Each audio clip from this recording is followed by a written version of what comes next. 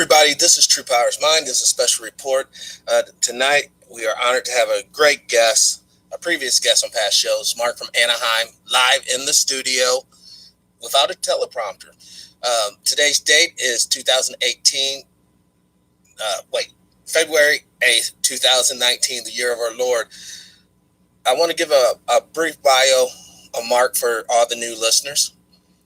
Mark from Anaheim did grow up on Johns Island. Well, he was born up north, but he went to Johns Island, South Carolina, to be with his grandmother. It was very segregated, very harsh, very hostile environment for many people of color back then. From that point, he was able to put together a plan, and he joined the Marine Corps, excelled in it, became a Mustang officer in the Marine Corps. After serving our nation, he decided to go ahead and go into the police department, became a supervisor, led men, women to try to protect the community. He was instrumental in trying to warn the LAPD about the riots that would be happening after the Rodney King beating. This man has done a lot. And not only that, before it's all said and done, he just doesn't retire, folks, and just go off to pasture. No, he decides to become a lazy beach bum and instruct young ladies, instilling them excellence so that they can compete on a professional level. He is a good man. He's a good friend. Mark from Anaheim. I have no friends. Okay. Fair enough. Now, I want everyone to know. What time is it your time, sir? It is 6:03. Well, then good evening, sir. See, it's good afternoon here in sunny California. But we got another rainstorm coming in. We need the rain, but boy, these rainstorms are unbelievable. And on that bio, and that was just funny because I know it's a little confusing for the folks. I was born in Manhattan, but when I was 5, I went down to live with my grandmother in rural South Carolina. And as Patrick stated, I went in the Marine Corps as an enlisted Marine while I was in college. So I was in the reserves, and then I went on active duty. Became an officer, and that's why in the Marine Corps they call that a Mustang. Navy uses that term too, Mustang. Guys like Montel Williams was a Mustang, right? No, I did not know. Yeah, he was a Marine before he became a naval officer. And after doing some time on active duty in the Marine Corps, I went back into the reserves, and while in the reserves, I joined LAPD full time. So I was active with LAPD while spending a lot of time in the reserve. So I've had active duty time, Marine Corps reserve time. In fact, I served in all the divisions, 1st, 3rd, and 4th. Never served in 2nd Division. And I have a little retirement now from the Marine Corps reserves and retirement from LAPD. So now I'm back to coaching female surfers from around the world. In fact, as I'm speaking to you, I got a surfer right now competing in Canary Islands. That's how, that's what I mean. That's what's, sometimes those are the real victories, helping one person at a time to achieve his or her goal as a mentor. Oh, I'm hard on my girls. But, it's rewarding. I live vicariously through them. All my extreme sports at a younger age, it's taking its toll on me now, so I don't surf anymore. I coach now. Don't snowboard, don't rappel, don't jump out of helicopters or airplanes. Don't do any of that crazy stuff I used to do. Bungee jumping, all that stuff. Yeah, I've started to feel it now. So you remember all you young folks out there listening, it's fun, but when you get older, you start feeling it. Right off the bat, I have a question for you. It came from the previous video, the update or the announcement about this show. Someone wrote, I forget the screen name, I'll get it later. Ask Mark about Bubba Dick Gregory saying the two most powerful forces in the black community is the black woman and the black church. Does he agree with it? Well, women are a powerful force in general. Women are going to be the savior of this planet, whether they know it or not. And of course, in the black community, that would be the black women. As far as the church, yes and no. Unfortunately, so much of the church has been subverted. And it's sad because I know I wouldn't still be alive if it hadn't been for people praying for me all the time. And I thank God every morning I wake up, because I know a lot of people didn't wake up today and never will again. And I've had attempts on my life that, even when I didn't know I had attempts on my life, that were failed because there were people always praying for me. So you're not going to get any arguments from me about the church or women. And unfortunately, in our community specifically, there were so many times when the man wasn't there, whether he was taken away because of war or taken away because of the new slave system called the penal institution. The woman was there. The churches wouldn't even exist today if women weren't going to the church, because a lot of times the women went to church when the men stayed at home. Yep. So, you won't get an argument from me on that one. I think Gregory knew what he was talking about. Rest in peace, bro. Yes, sir.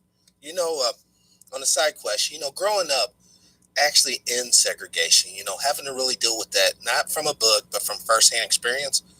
Can I ask you, how did you grow up and not have this straight up hatred in your heart for white folks?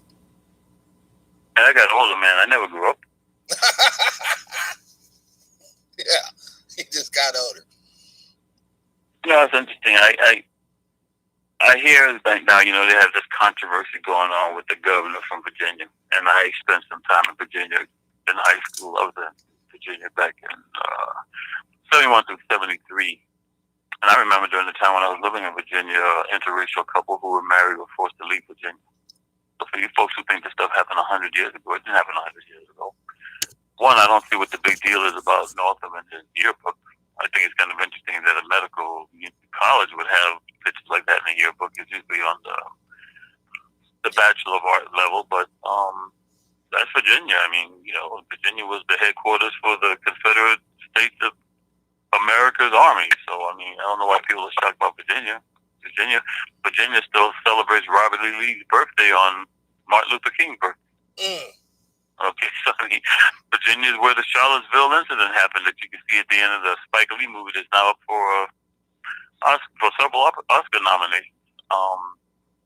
So when it comes to Virginia, I've seen my share of first-hand segregation, because living in Charleston, South Carolina, of course, when I was growing up as a young child, we still couldn't drink out of water fountains. And when I went to Virginia, we were living on Marine Corps Base Quantico, which is surrounded. I mean, in fact, we used to have explosive ordnance disposal teams come and give us regular warnings at schools when we're playing in the woods not to pick up strange items, because there's still Civil War bombs that were unexploded in the woods in Quantico, because we were surrounded by, Fredericksburg and all these other Manassas and all these other major Civil War battle areas during the war. So, I mean, it was great for me because I was always an avid reader. I had taught myself how to read by the time I was 5. So, when I was in Charleston, I would go into the libraries while my grandmother was cleaning the houses of white folks in Charleston. And being young like that, I wasn't seen as a threat by the white folks in there. Right. There's the area of Charleston called the Four Corners of Law, where they have the library. Well, actually, they have the courthouse, post office, the church, and the trying to think, like their city council offices, that kind of thing. And it was great going in those libraries because they had books in there that were written like in the 16 and 1700s. That's where I learned when I was 12 years old that. I don't know if you're aware of this. Are you aware that blacks actually received pensions from the Confederate Army after the war? See, I was unaware of that, which I believe most folks are. Yeah, so I also read in those books that it's funny when I see people doing historical revision today, because in those books that were written back in those times, the newspaper clippings from back in those times, they would come right out and tell you that the reason that the Civil War was going to be was because of slavery. I mean, there were some other issues, but down in the South, it was about slavery. Okay? In fact, that's what the Second Amendment's about. The Second Amendment was the militias in the South keeping the slaves down if there was going to be an uprising. It ain't about no damn foreign army invading and occupying your home. It's about the Negro keeping the blacks down, and that's why you had VMI, Virginia Military Institute. That's why you have the SIZL, South Carolina Military Institute. Those are militias, not the National Guard, like some people want to say. Those were militias. And the Southern boys convinced the guys in the North not to get rid of the Second Amendment because they didn't want to have another Stonewall Rebellion, which most people aren't familiar with, but was far greater than what you heard at Harper's Ferry with John Brown. Now, wasn't that 1811? Oh, God, no. Stonewall Rebellion was before that. Okay. We're talking back during slavery. We're talking now. When you say now we had two major slave rebellions in Charleston, but actually it was a third that most people don't know about because even Blackbeard held the city of Charleston, occupied Charleston, and at least 1/3 of the pirates in Blackbeard's entourage were runaway slaves. That's So, incredible. and that's what scared the hell out of white folks in Charleston. So that's why they had the Second Amendment. So people can talk all this political crap they want with the NRA, but they're lying to you. In fact, most of that dogma, if you don't know this, that they're trying to tell you today in the NRA was actually came from a teenage boy writing a term paper in high school a few years back. And now they make it sound like it's the gospel. You know, they just rewrite history, and since most of us don't read, you know, and you repeat the lie long enough, it becomes true. But growing up in that environment, I used to work in fields. I know what it's like to work from sun up to sundown. I worked in bean fields, okra fields, tomato fields, cucumber fields. Oh, God. And I'll never forget one time working in this field, and when I got my pay, this white farmer looked at me and goes, "What's wrong with you, nigga boy? You don't like the money you got?" And he looked at me, pointed over in that other field. "You see them over there? Them migrant workers. They don't get half of what you getting paid." Well, if you go down to Johns Island now, that's who's doing all the work. Of course, you know, today we call them immigrants, but back then we used to call them migrant workers because they would go from state to state depending on what crops were being grown. And they were folks from Mexico that were, you know, doing the work in those fields. Back in those days, they kind of kept us separate. The blacks working in the field were separate from the Mexicans working in the field. But now it's all Mexicans working in the field. Exactly. We're almost gone. But did black folks and Mexican people that you saw, did they kind of at least get along when they didn't maybe run into each other, you know, maybe after watering? No, they did a good job of keeping us separate. Okay. So no, and I have to say this, I never saw any back then who spoke English, so I mean there was a language barrier too. Gotcha.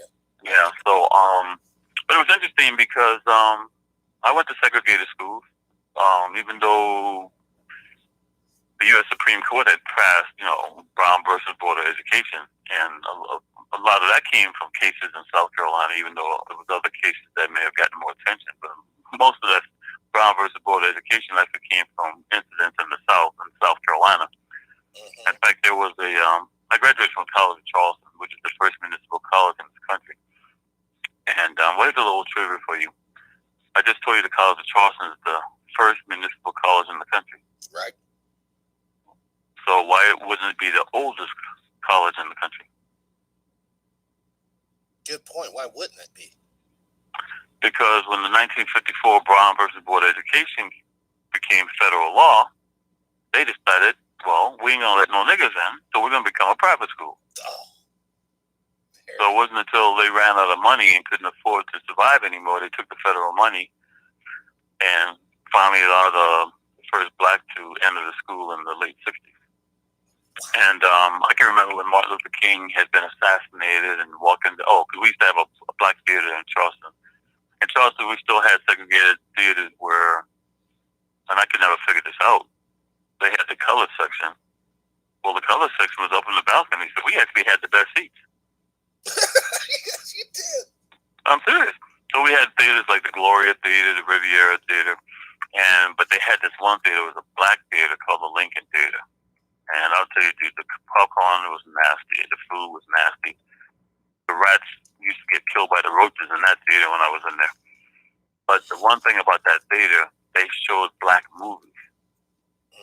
And people, they could talk about Gene Autry and Roy Rogers and John Wayne.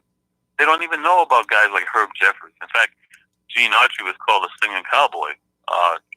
Herb Jeffries, a black man, was the original singing cowboy. And it's sad because our folks don't even know that kind of history. And all those black movies there were a lot of black Western movies that folks today don't even know ever existed. So I know we have, last week they had the Black Film Festival in San Diego. It ended on the 3rd.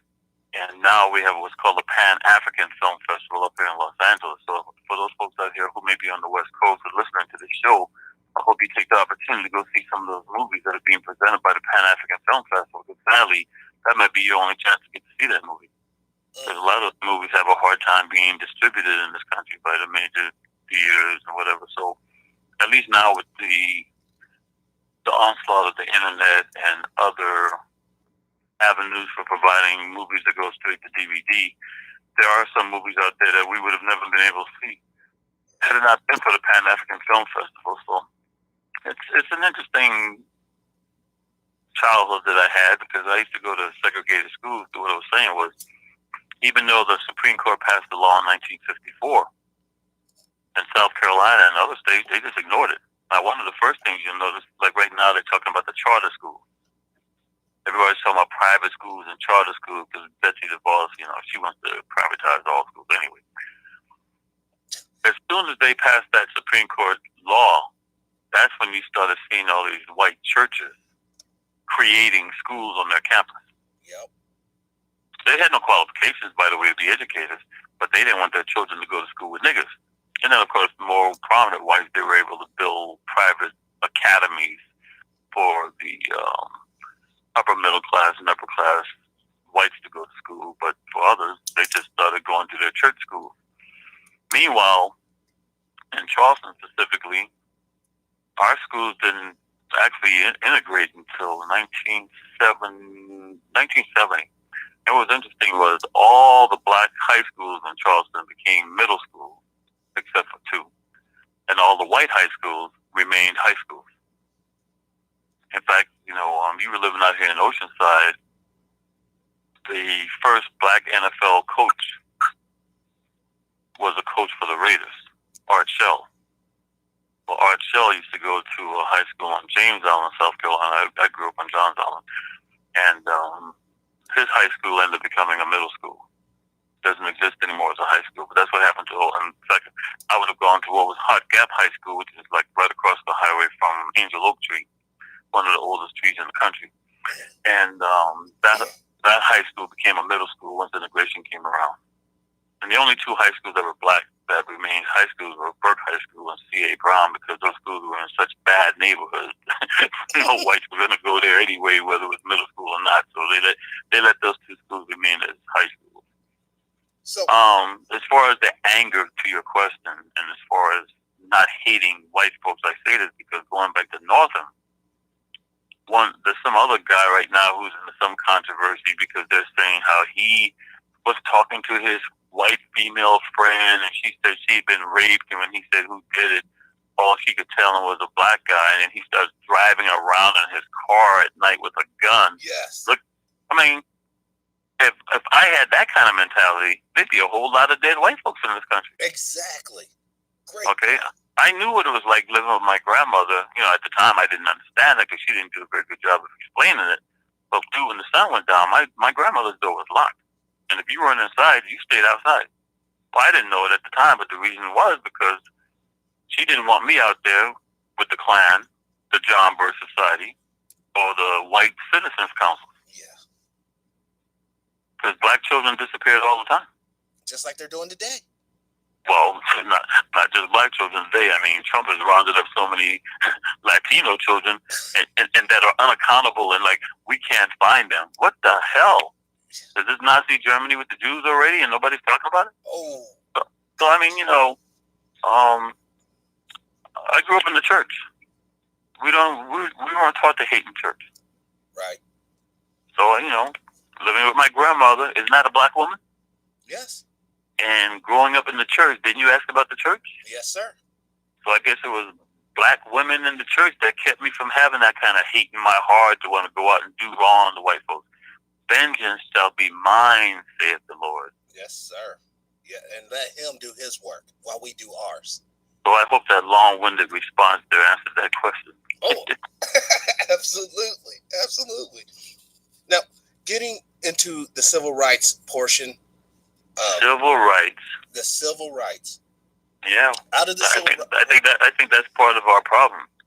I think so many black folks, and I was younger at that time. I didn't know what was going on. I mean, if I only knew then what I knew now, like I've come on this show before and told people about Rosa Parks is not the godmother of the civil rights movement. One of my babysitters, September Clark, was. But see, I didn't even know that at the time.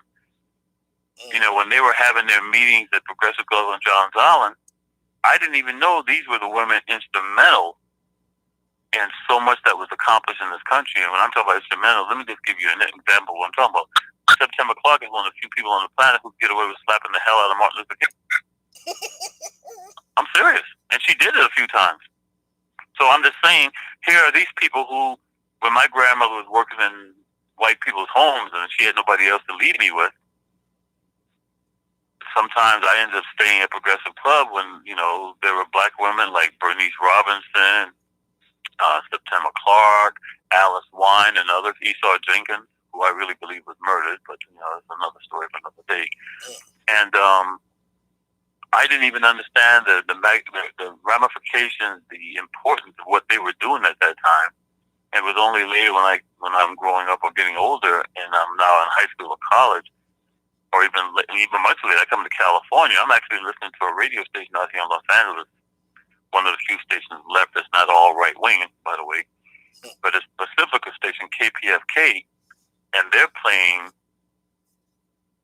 audio tapes from the Civil Rights Movement, and I call the radio station like, dude, those folks are my relatives. You know, because they don't even believe it, you know, because everybody wants to embellish and try to pretend like there's somebody or not. And I'm like, you're talking about people who were my babysitters when I was growing up, and I didn't even understand what the importance. And it's sad because, like I said, if I only knew then what I knew now, I would have so much more respect for them instead of just being a young, dumb child growing up during that time period and angry because I had to be in the house before the sun was down, or when old folks are talking, children sit in the corner and shut up. You know, we didn't eat off plates in those days. We ate out of a pan like those Marie Callender pans.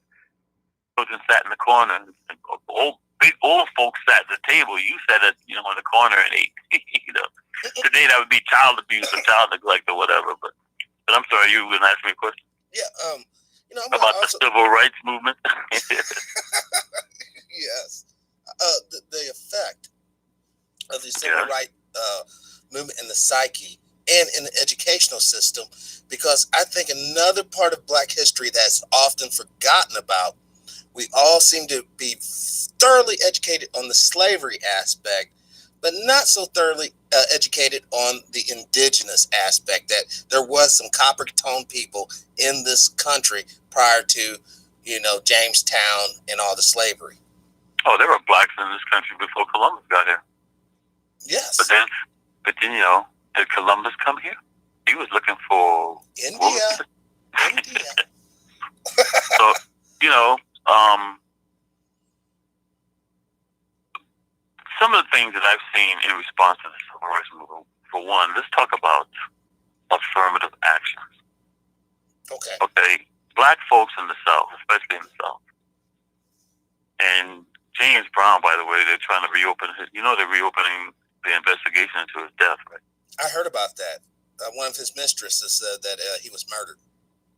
And you know my last name is Brown, right? Yes, sir. And you know James Brown is from North Augusta, South Carolina. He ain't from Georgia like most people think. And he even spent time in a South Carolina prison. But I'm telling you about James Brown. James Brown had a song, I don't want nobody to give me nothing. Open up the door and I'll get it myself. That was the message from most blacks, especially in the South. We weren't asking, and I was young, so I can't really speak for myself being one of the active participants, but blacks in the South were not asking for affirmative action. Blacks in the South were asking for equal rights based on the law that were already on the books. Yes.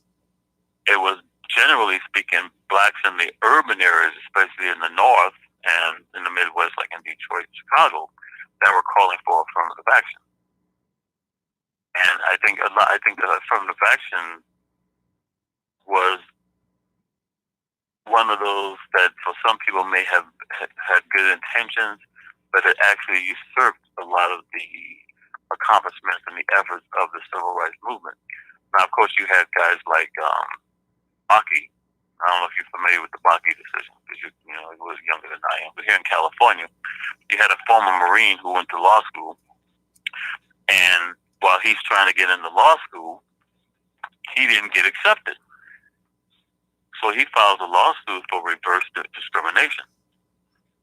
And what he stated was there were blacks who got into law school who made a lower test score than he did. And there were Latinos who got into law school who had a lower test score than he was.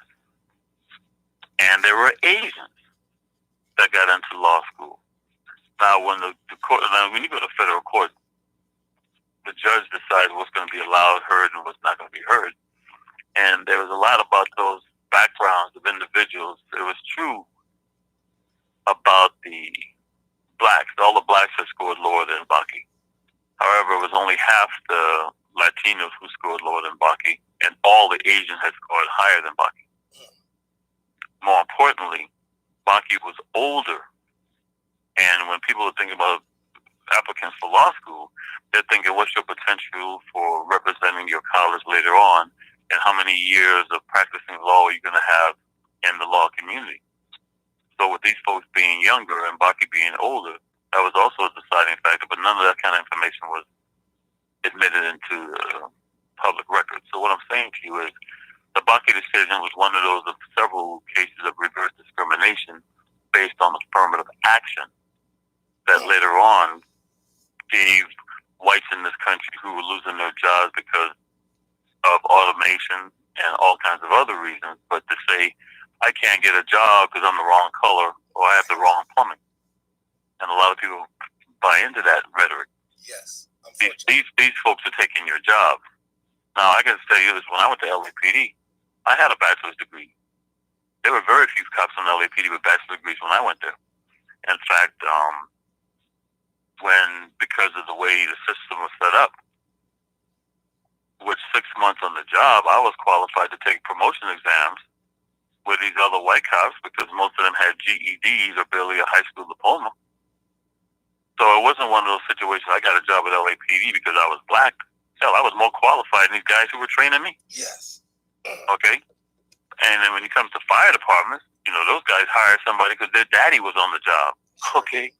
So I mean, with affirmative action, there's just so much with the affirmative action. I mean, that could be a show we could do for the next 60 hours and still wouldn't touch the surface of all the complications of where affirmative action was. But like I said before, if blacks as a whole had stuck to that mantra of James Brown, I don't want nobody to give me nothing.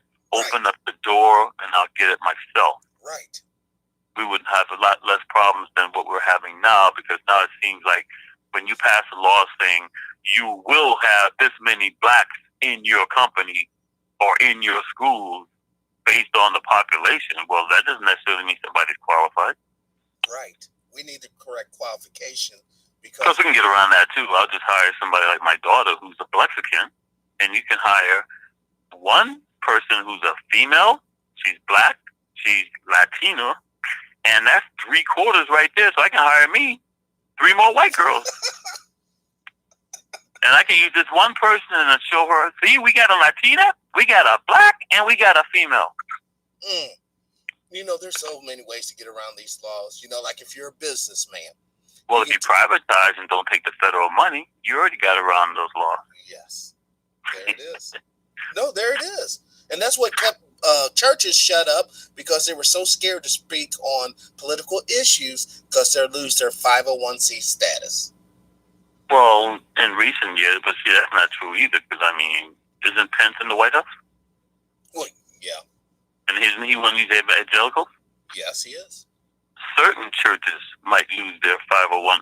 And when I say I don't love it for what they've done, but I love how they were able to get away with it.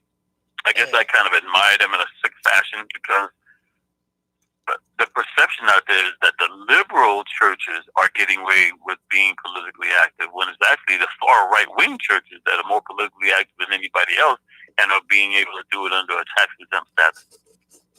That is true. After all, God told us to re-elect George Bush. I don't know any black churches saying that God told them to vote for anybody. You won't. God told us that we had to see The Last Temptation of Christ with Mel Gibson. And then you see how Mel Gibson was when he got pulled over by this sheriff deputy, and all he did was yell all kinds of. He was anti-Semitic in his responses to her when he was being arrested in Malibu. Man, that guy.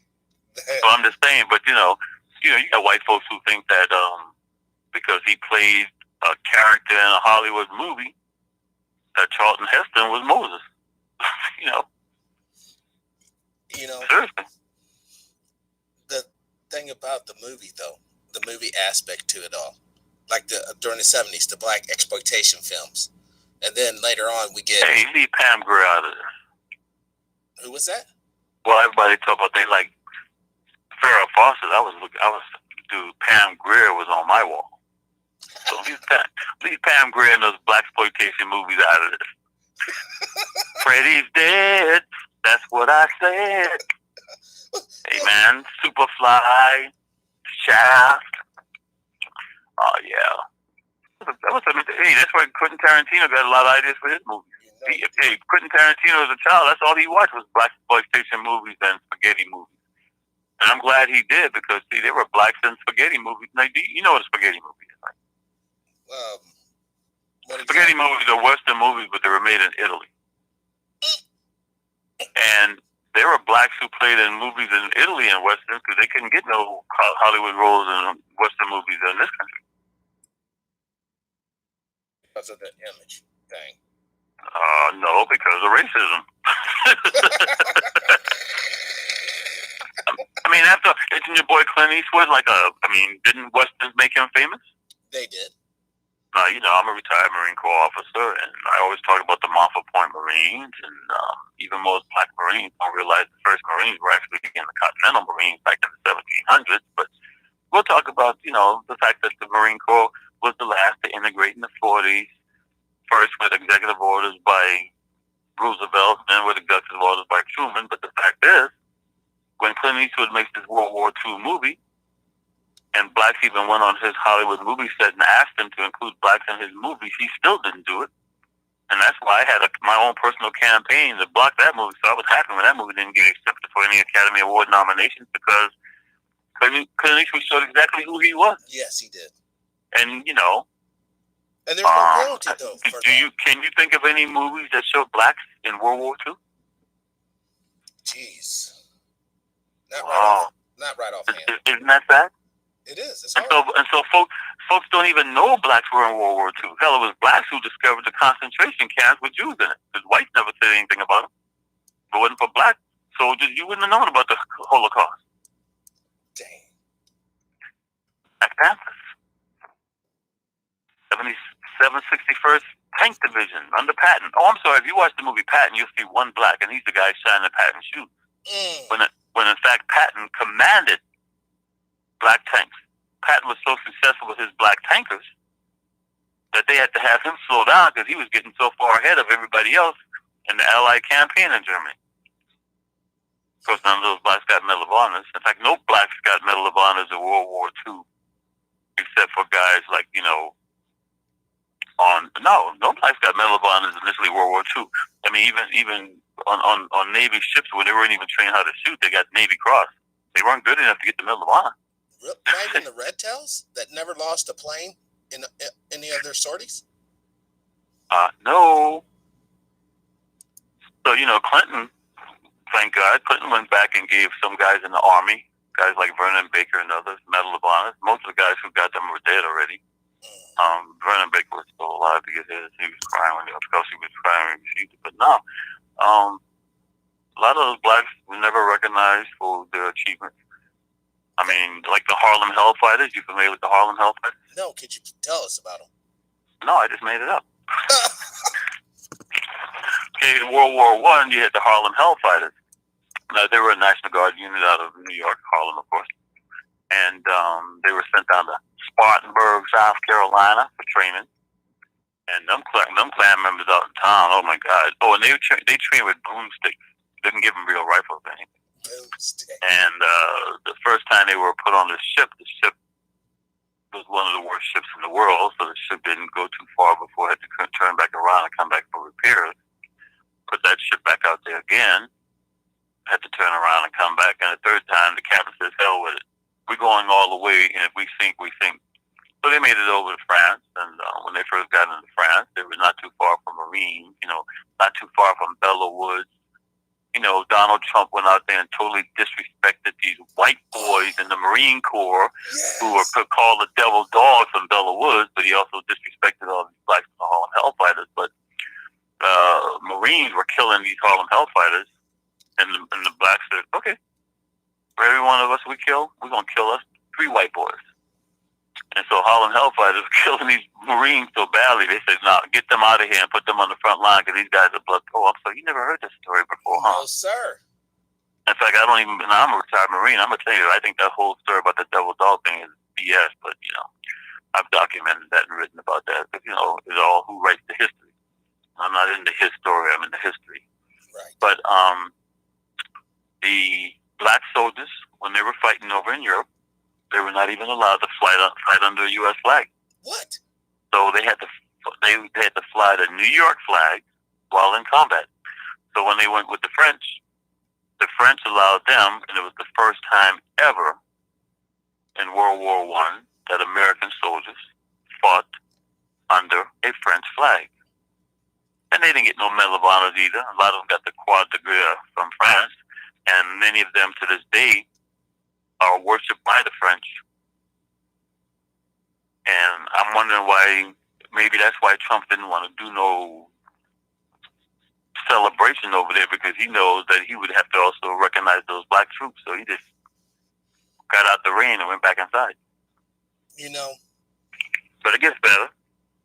You look at World War II, and we had black soldiers in Italy, and you had a general who said, okay, what's the population of niggers in the country?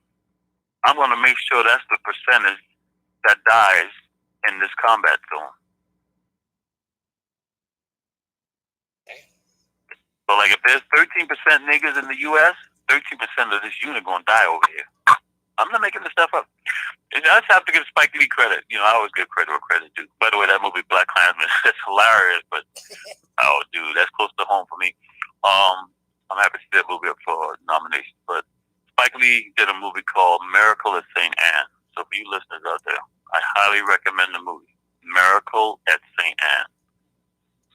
And when you watch the first 10 minutes of that movie, the violence, the utter, you want to talk about depiction on the screen that tells you war is no fun? Everybody talks about that movie Saving Private Ryan. Saving Private Ryan has nothing on the images in the movie Miracle at St. Anne. And it shows a black army unit over in Italy during the war. Wow. I got it up for the TV viewers. You all can see on the video the images of the movie cover, some of the soldiers walking down the streets. And in Italy, they have monuments to black soldiers because they know black soldiers saved their butts over there. Meanwhile, they weren't recognized right back here at home. There's a man who actually made a documentary called The Buffalo Soldier. I don't know how he found out about me, but he actually tracked me down and sent me. I'm so honored. He sent me a personal copy of his award-winning documentary of the Buffalo Soldiers. And of course, that was the Buffalo Soldiers all the way up to World War II. And, the guys over there, including Vernon Baker and others who ended up getting Medals of Honor thanks to President William Jefferson Clinton. But, I mentioned the Montfort Point Marines earlier, and most people don't even know who the Montfort Point Marines are. So yes. You hear about the Red Tails, the Tuskegee Airmen. There's one surviving member who I believe this weekend is going to actually be speaking. In Sunland, Tahunga, California. This weekend, he's going to be talking about his experiences of Tuskegee Airmen. It's really sad because here in Los Angeles, near LAX, in fact, right across the runway from LAX, great place to take photographs of planes coming in, is what's called the Proud Bird. And I just thank God that I used to go to the Proud Bird, and I'm somebody who takes pictures of everything because I've taken photographs of some of the most incredible individuals off the walls in the Proud Bird, which was actually built, dedicated to the Tuskegee Airmen, had lots of airplanes out in the yard and stuff. And now that place has been, blacks allowed to get away from them. Its ownership has changed, and they came in, and all that history on the wall is gone. What happened? It's now a food. They've turned it into a pickup restaurant for flight attendants and pilots who come into LAX. Oh my God! But I have hundreds of photographs of what the place used to be like. So I run. My two primary sites on Facebook that I run for Black History are one that's called the Buffalo Soldier, Montfort Point Marine, Tuskegee Airmen, but I also run one called Sepia Legacy, yes. History, not his story. And I put lots of rare photographs, and I do, documentation on things that most people have never heard of. And it's funny because I can tell a lot of folks, they come on my site, read my stuff, and they go do further research, and now they're making money writing articles, doing radio shows and stuff. I know, I don't care. They don't give me any credit for it, but at least the history is getting out there, so maybe somebody's... Each one teach one, right? Yes. No, seriously, that's what this show is all about. Is getting the knowledge from first-hand account from people who lived it like yourself. And I want to bring in, and this is part of Black history now as well. But it's sad, man, because we're going backwards. I was commissioned, I was a sergeant when I became a second lieutenant, and that was in 1981. There are less black officers in the Marine Corps today than they were when I was commissioned in 1981. See, that's what I'm talking about. That's so dangerous. You know what I mean? And I know what it's like. Dude, I incurred more racism as a black officer than I ever did when I was enlisted. In fact, even now when I go to bases, it's funny because I'm retired now, so I'll go on base. And when I drive up to the gate, they're like, "Yeah, can we help you?" And then I show my ID card, and they're like, "What the fuck?" And, but let me tell you something else that I've noticed. Since Trump's been in the White House, I noticed a lot of these white boys don't want to salute me anymore. What? And I'm not making that up.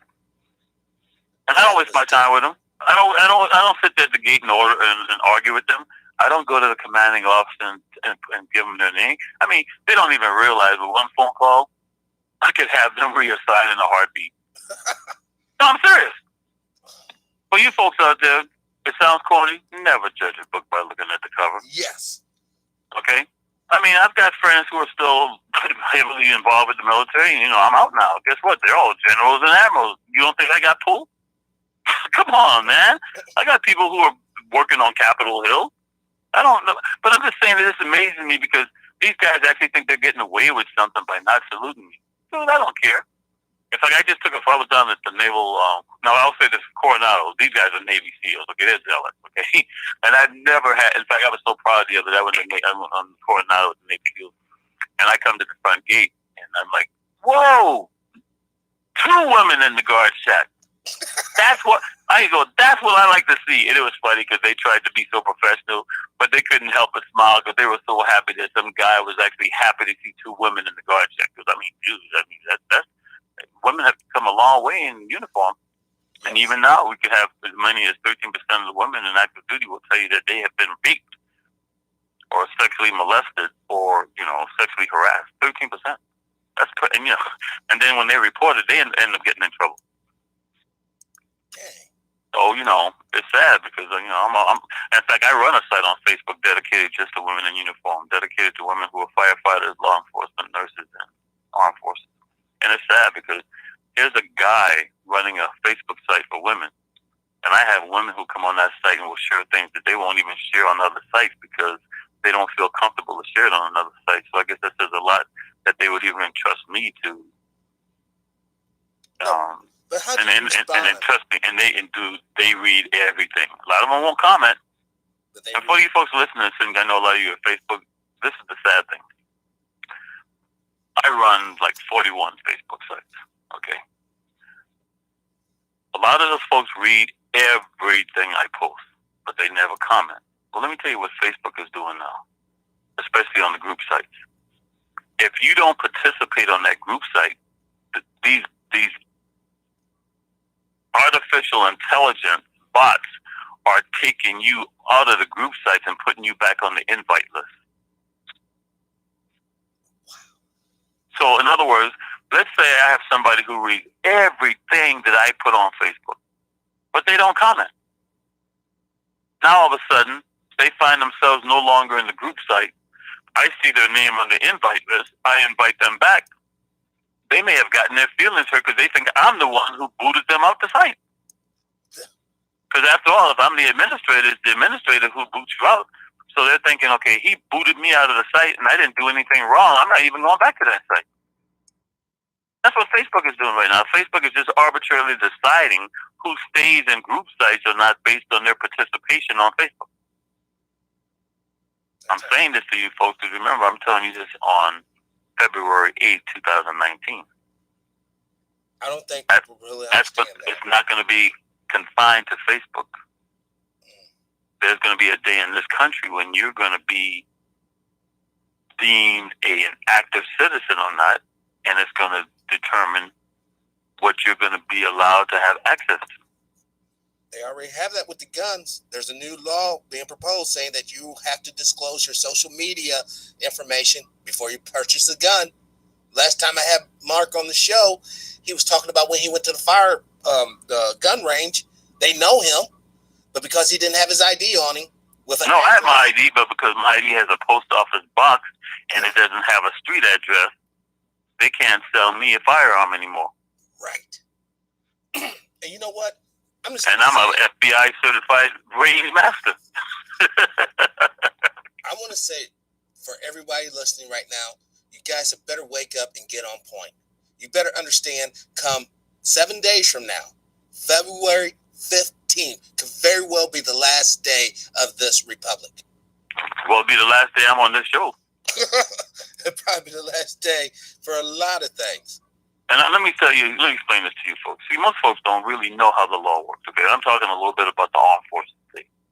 I mentioned the fact that Roosevelt passed an executive order. When he passed that executive order, and they did force the Marine Corps to integrate, they still trained in separate bases. It was all black, all white officers, but the blacks didn't train at Paris Island for boot camp.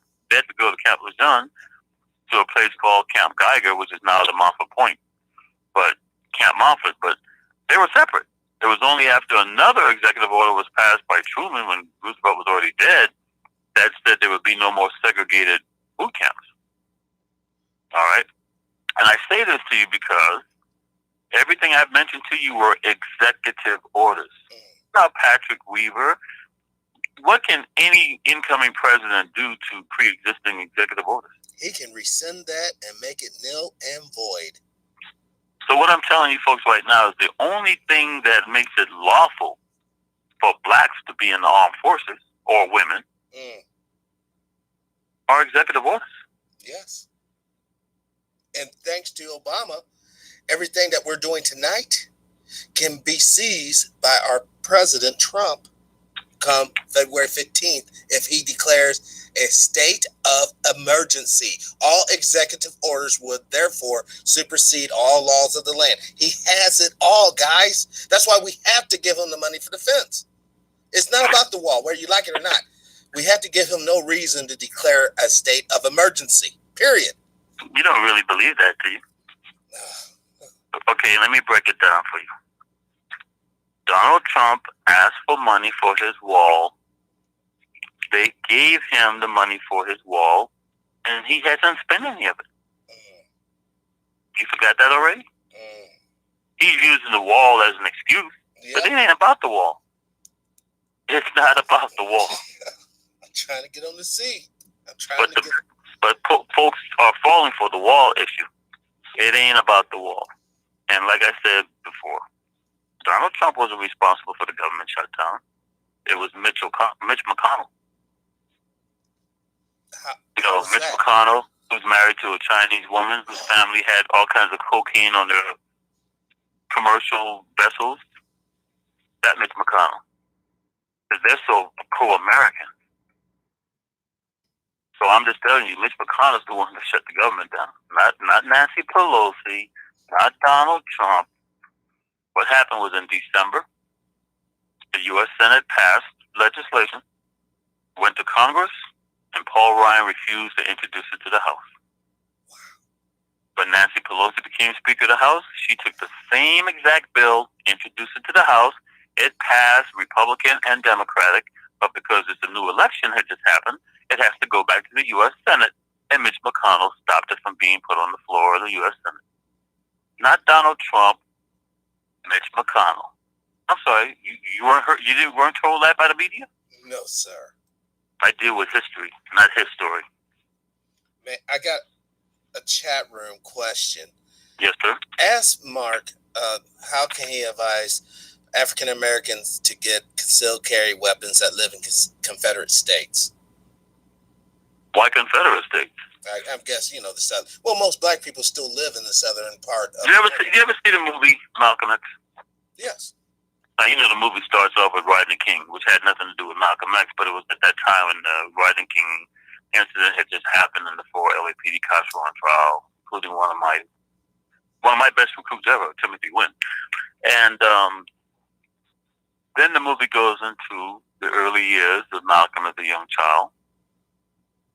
Do you remember when the Klan came out to Malcolm's family's house? And took his daddy, yeah. And why did the Klan leave? They didn't take his daddy. What happened was they came out there because they were coming out there to get his daddy, but they had the gun. Daddy had a gun. So they caught Daddy later on, and supposedly they laid him out on a train track where he was run over, but they made it look like an accident. But what I'm saying is, when they realized the Negro had a gun, they had second thoughts. You'll never hear me tell folks not to bear arms. Now, when I said earlier the Second Amendment wasn't about occupying forces, I'm fixed by that. I stand by that. But I'm not saying at the same time, if you in this country qualify to legally own a firearm, own a firearm. I strongly suggest you find out what the laws are in your area before you do it. Right. Don't give somebody the legal right to arrest you on gun charges because they're going to enhance it when gun charges are involved. But you will never hear me tell folks, and I'm not confining it to the Confederate South or anywhere else. You live in the U.S., including Guam or Puerto Rico, and can legally carry a gun. U.S. Virgin Get yourself a damn gun. Yes. Get proper training in it. Learn how to use it. Teach your family members gun safety. That's what the NRA used to be. It used to be a gun safety organization until the early 90s, and then it became a gun lobbyist organization. In fact, Daddy Bush and I both quit the NRA the same year. Hey, would you mind if I open up the phone lines? People are asking to. I don't want nobody. Give me nothing. Open up the door. Open up the phone lines, and I'll get in myself. Phone lines, guys. I'm going to post the number in the chat room. Call in. Once again, first come, first serve. That's how it goes. And hold on. Here's the number to call. It's 636-209-5044. All right. Call the number. Right. Yeah, that is the number. I just want to verify that. But when we talk about when we're talking about the guns, yeah. Not only is it important. Well, that was quick. Hooterville. Hello, you're on the line, caller. Hello, this is Ron from Palm Beach. What's up, Mark? And how are you, sir? I'm good, sir. It's good to hear from you. I'm glad you're talking about Black History Month. How many A's are you getting in your college courses mooching off my information? How many what? How many A's in your classes are you getting because of mooching off my information? Well, I'm not in school anymore, but... Oh, so now you graduated with honors for mooching off my information. Congratulations, man. No, I take everything that you say into heart, and I thank you for everything, for preparing me for what's coming. Well, hang on before you ask your question. Okay, listen to Patrick. Let me explain something, okay? Okay. I hope more people can be as this caller. We live in a society today where people are incapable of listening to a different point of view. Now, when I was growing up and I took classes on debate, I would be given the subject that I didn't agree with. In other words, I would have to argue an opinion that I had disagreed with, but I would have to convince you why you should believe in that argument. People today are not capable of doing that. This individual who's calling in right now, when he started communicating with me, he would share information with me, and I would come right back and go, not exactly. He didn't sit there and go, oh, you're full of it. I've never heard this before. What he did, like I'm telling everybody on this show today, don't believe anything I tell you. You go out and do your own research, and then you make up your own mind. But I promise you this, I will not come on this show and lie to you. Yeah. So go ahead, Ron. Yeah, buddy. About Black History Month, I wanted to know what's your input on Hannibal, one of the greatest generals that this world has ever known. And white history books actually have him as a white man, and he's the only man who defeated the Romans with, I believe, 33 elephants. Correct me if I'm wrong. But he was actually a black man from Africa, and I wanted your insight on that and about what's going on in Venezuela, because I have family there. I have an aunt who's petrified of what's going on with the right-wing coup, and I just wanted to see what your thoughts on what's going on over there. Well, I think you already answered the question on Hannibal, and just like Hannibal, most people think that Cleopatra was white. Now, what's really great is, they all applauded Oprah Winfrey because last year she was awarded the Cecil B. DeMille Award. Why is that something to be proud of? Cecil B. DeMille was a racist anal poor. And when he did the movie Cleopatra, I love his version of Cleopatra because there's actually a scene in the movie where somebody goes, "Is Cleopatra black?" What a silly notion. And this is a movie made in the early 1900s, not the movies with Elizabeth Taylor and all these other movies where she's just white as white. Cleopatra was black. Everybody knows that. Well, I'm sorry. Those with the knowledge knew that before they put it on the Hollywood screen and made her white. It's kind of like, the 12 disciples at the Last Supper with Jesus Christ. Those are, Leonardo da Vinci's uncles and relatives and friends in Italy. People over there, Jesus Christ was a Palestinian. Okay. So, as far as Venezuela, dude, that's close to home for me too, man. I got service in Venezuela. Okay, this is where I got to be careful. I would not be surprised if right now we have U.S. troops in Colombia that sneak across the border to create chaos. Or, if not U.S. troops, private contractors. And Venezuela is always called a socialist country. And Trump now is using the word socialism like it's like the worst thing on the planet. And since we have the average newspaper in this country that's written on a third grade reading level, and since you had a television show called Are You Smarter Than a Fifth Grader, the population, generally speaking, is very ignorant. So they confuse socialism with communism, which is not. Venezuela is not a socialist country. Never has been. Since oil was discovered there back in the 30s, you have an oligarch in Venezuela. And when certain oligarchs want to throw out other oligarchs, you get all this right-wing fascist propaganda out there to tell you, oh, it's a socialist country or it's a communist country. It's the same kind of thing we did with Mossadegh and Iran back in 54, or what we did down in Guatemala with Arbenz in 54, and other places. Just call them a communist. Or call them now since we're so dumbed down, socialist is a communist. So just call him a socialist, and everybody goes, oh, we got to take him out, and they're going to replace him with fascism. But fascism has been going on in Central America and South America for a long time. Most of Hitler, his boys went to South America. They went to Brazil. They went to Argentina. They went to, all these countries down south, but they didn't just stay there.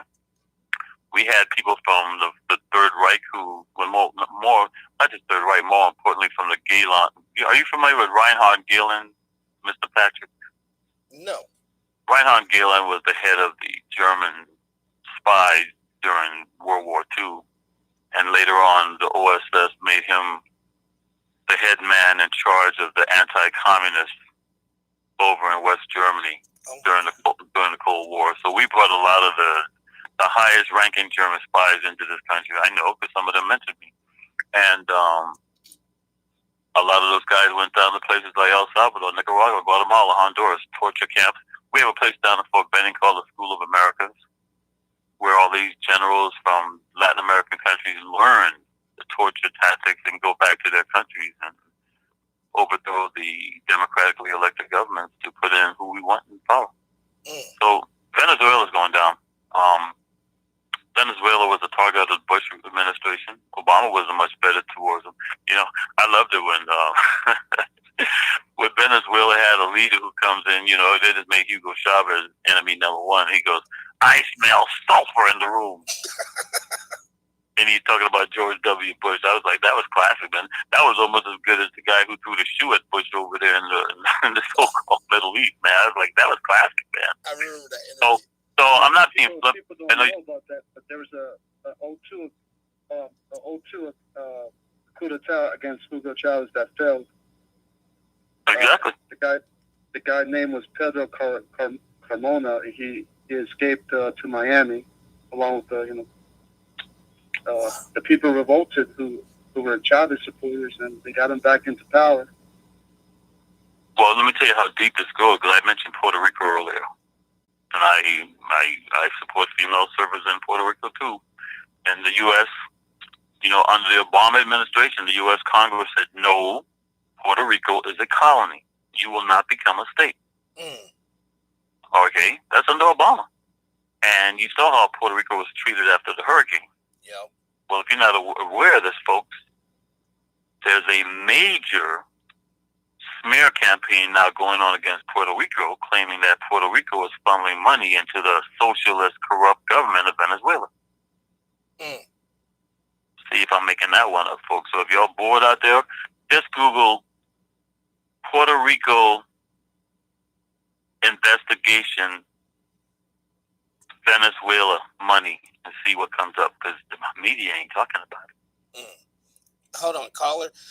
I have a couple more callers I need to get on the line with questions. I just want to say we do appreciate your call, and I want to pray for your family. Hold on one second. Thank you, caller. Hello, welcome to the show. Yes, man.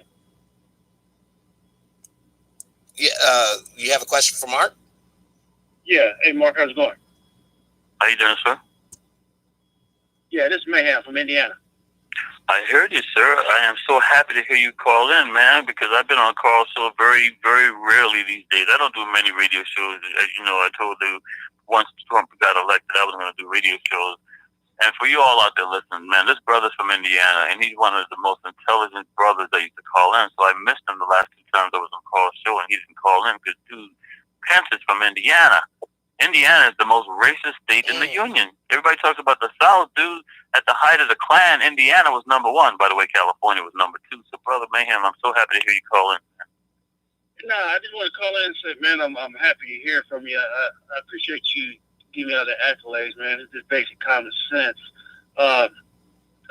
Don't really call into the mainstream media anymore because it's been compromised by the, as we say, the Black Boule has taken over all the radio stations. So some of our people that we are sincere with, they being really squeezed out of business. And their shows are being squeezed out of existence too. Brother, will you tell us some of the names of the shows? Would you please tell us some of the names of the shows? Well, I like the way Patrick is Patrick wants them to put them out there in the open. But go ahead, brother, whatever you want to do, man. I mean, well, as you just said, when you on call show, how the engineers try to control the show. Okay, so let me give you an insight. When I'm on the show with Carl Nelson, Carl doesn't know it because Carl's in Florida, all right, and I'm here in California. I will have people who are back in Washington, D.C. on Carl's show telling me what to do, how to act, and what to say, and Carl doesn't know that because he can't hear it. In fact, I got so disgusted the last time I was on with Carl, I'm like, I don't need anybody at the radio station telling me how to conduct myself when I'm on the radio. Right. And sometimes when we call on there, they don't even let us on the air. They tell us we can only call once a week. Right. And it's really sad because Carl has no control over that. There are people who don't like his popularity, and they're back in the D.C. area, and they're subverting his show. He's right. They're subverting his show from behind. They're stabbing him in the back from the station in D.C. Yeah. Because he's surrounded by as you said, the boule. Yeah. Oh yeah. Hey, And you have to remember, brother. Hey, brother, before you go further, remember who was the one bootleg that I called out on Carl's show? oh man, there's been so many I can't remember. I know, but the one I called out particularly was Michael Steele. Because Michael Steele is the one who brought the John Birch Society back into the Republican National Convention. And once he did his job that no white guy could get away with because they're a racist organization, they got rid of him. And when I outed Michael Steele on Carl Nelson's show, do you know he called that radio station right after that show was over? I say that. Well, the reason I'm saying that is because Michael Steele, after kissing these white boys' boots so much, they did not even invite him to the Black Achievement Awards for the Republican National Convention this year. Not even no chicken and waffle dinner for him? Nope. And now he's trying to be on MSNBC, trying to be a moderate, because now he realizes these white folks that he worshipped the ground of doing his bootleg work, they have discarded him. But I'm sorry, brother. Go ahead. No, I'm glad you said it. Hey, it's a rumor I heard that Dylan Roof is down here in one of Indiana's jails. If he was down here, what jail would he be in? I have no knowledge on Dylan Roof. I'm going to now do some research on that, but I doubt seriously that he would be. Well, I don't know. Was he convicted on federal charges? I don't know. I was trying to find that out. I think he was. I think he was convicted on federal charges, and if he was convicted on federal charges, he could be in any state where there's a federal penitentiary. So yeah, he could very well be in Indiana. But to answer your question, if he was convicted on federal charges, he would be in a federal prison. So I mean, you don't have that many federal prisons in Indiana, so that would narrow it down. Hey, you know what about that? When we were just speaking about the Dylan Roof thing, I don't understand why people don't realize that when he done that, it wasn't about the people. It was, to me, that was a hit on that senator. And if it was, why would somebody put a hit on that senator? With Dylan Roof? Dylan Roof, when he killed them people in there, wasn't there a senator in that church? There was no senator killed in the church. There were relatives of senators in the church, but there was no U.S. senator in the church that was killed. I thought it was a politician up in there. There may have been a former politician that was in the church, but I'm going to tell you, since you brought up Dylan Roof, let me tell you about Dylan Roof, because this is personal for me. I'm from Charleston. I wish no harm on anybody.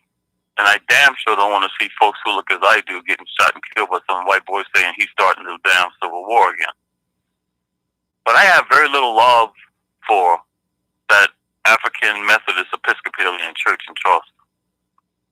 Okay, when we had the slave uprisings, the slaves held their meetings in that church. They did. Who turned them in? The slaves. People from that church. And later on, those slaves who were caught or captured had their heads cut off and put on spikes all around Charleston to warn all the other niggas there ain't gonna be no more slave uprisings. And what did they do for the good Negroes in that church that told on the brothers? They burned that church to the ground. So that AME church that you see there now would have been the oldest AME church in the country, but that's not even the original church, because even after they went to the master and told the master that the slaves were doing uprising, they burned that church to the ground. So I have very little love for that church. And I have also, Mark, you know we got same gender loving down here running for president. They married. That's the third part. That's psychological warfare, because they know that's going to upset a lot of people in the community, especially the black community. Yeah, I'm thinking that's psychological warfare. I'm thinking this guy might be. If Trump don't get back in there, I'm thinking this guy might be president. The guy that is a little small town down here. They running for president. Well, the two things that I asked listeners to remember about the 2016 election. I came out, I told folks, I said I was happy that Trump was going to run, because now people will really see how racist this country is, because a lot of folks now feel they don't have to hide it anymore. Mm-hmm. And you saw a lot of people came out. But here are the two things that happened during the campaign. Very significant. One, the first Republican debate, Trump's on the stage. You see these 17 other people on the stage? I've given them all money. That way, it doesn't matter which one of them wins. If I need a favor done, I can go to any of them and ask them for a favor. Wake up, folks. He's telling you. It doesn't matter who runs because these people are getting paid off by the lobbyists and the wealthy in this country to do what they want them to do, to get laws passed what they want passed. Not what you want passed, what they want passed. The second thing is the well, hang on, let me finish answering this, brother. No. Hold on, Mayhem, brother Mayhem. Just take your time. From them, as you say, your Luciferian friends, they worship. How far they are from waking him up and him hitting Earth? Waking who up, sir? Who's in the ground? Okay, hang on. Let me finish what I was saying here.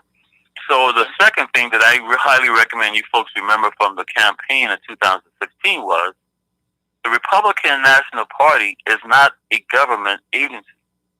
The Democratic National Party is not a government agency. Right. Now, Mayhem suggested that they might even put some guy in who's a same-sex marriage kind of guy. Dude, they can put in anybody they want because they are not government representatives. In fact, Donald Trump and Hillary Clinton did not require a background check before they became president. If Donald Trump or Hillary Clinton required a background check before they became president, they would have never been president. You guys think I'm making this up? You check that out. Background check for U.S. presidents. There is no background check required for them. They can put in any... It's a game, guys. Hillary Clinton's related to Trump. Yep. Okay? It's a game they play. So they make you feel good by you voting and thinking that you had a play in the role. That way they pacify the masses so you guys don't pick up the pitchforks and take them all out in D.C. But they decide who's going to be president. You think Bill Clinton... actually, I say Bill Clinton. Bill Clinton's the guy who called Trump up and told him to run for president. Think I'm making that up? Seriously. And Obama and Hillary wanted Trump to win that election. Yes. The only person the Democratic Party could run that had a chance of losing to Trump was Hillary. And she still beat him by 3 million votes, so they had to bring in the damn electoral college to make sure Trump got it. Wow. Because the economy is getting ready to crash. Folks, when the economy crashes, it's always the Republican in the White House. Then the Democrat comes and cleans up the mess, doesn't prosecute anybody, and when they get just about back to level, they'll put in the Republicans again to take this economy down even further because they're going to have to bankrupt the United States. That's what the process is, to bankrupt this country to bring everybody online with the New World Order. Yes. And we are the ones who are going to be picking up the tab. And for all you white folks listening, and some of you colored folks who voted for Trump and were jumping up and down because Trump made this new tax plan, you wait till you get your tax bill. Because you're going to realize you ain't getting no tax break. It's the 1%. Yes. And for you guys who got that little bonus last year, you're going to be paying more taxes because you made more money.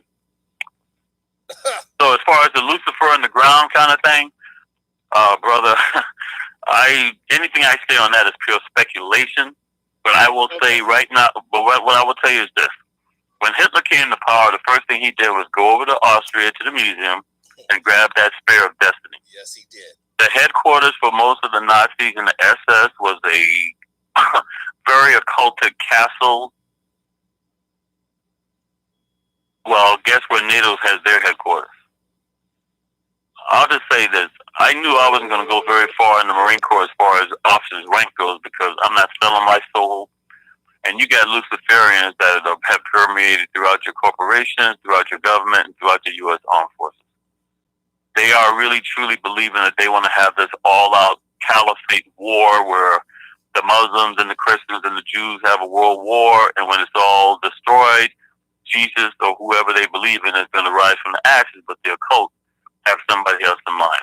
How close are they to doing it? I don't know.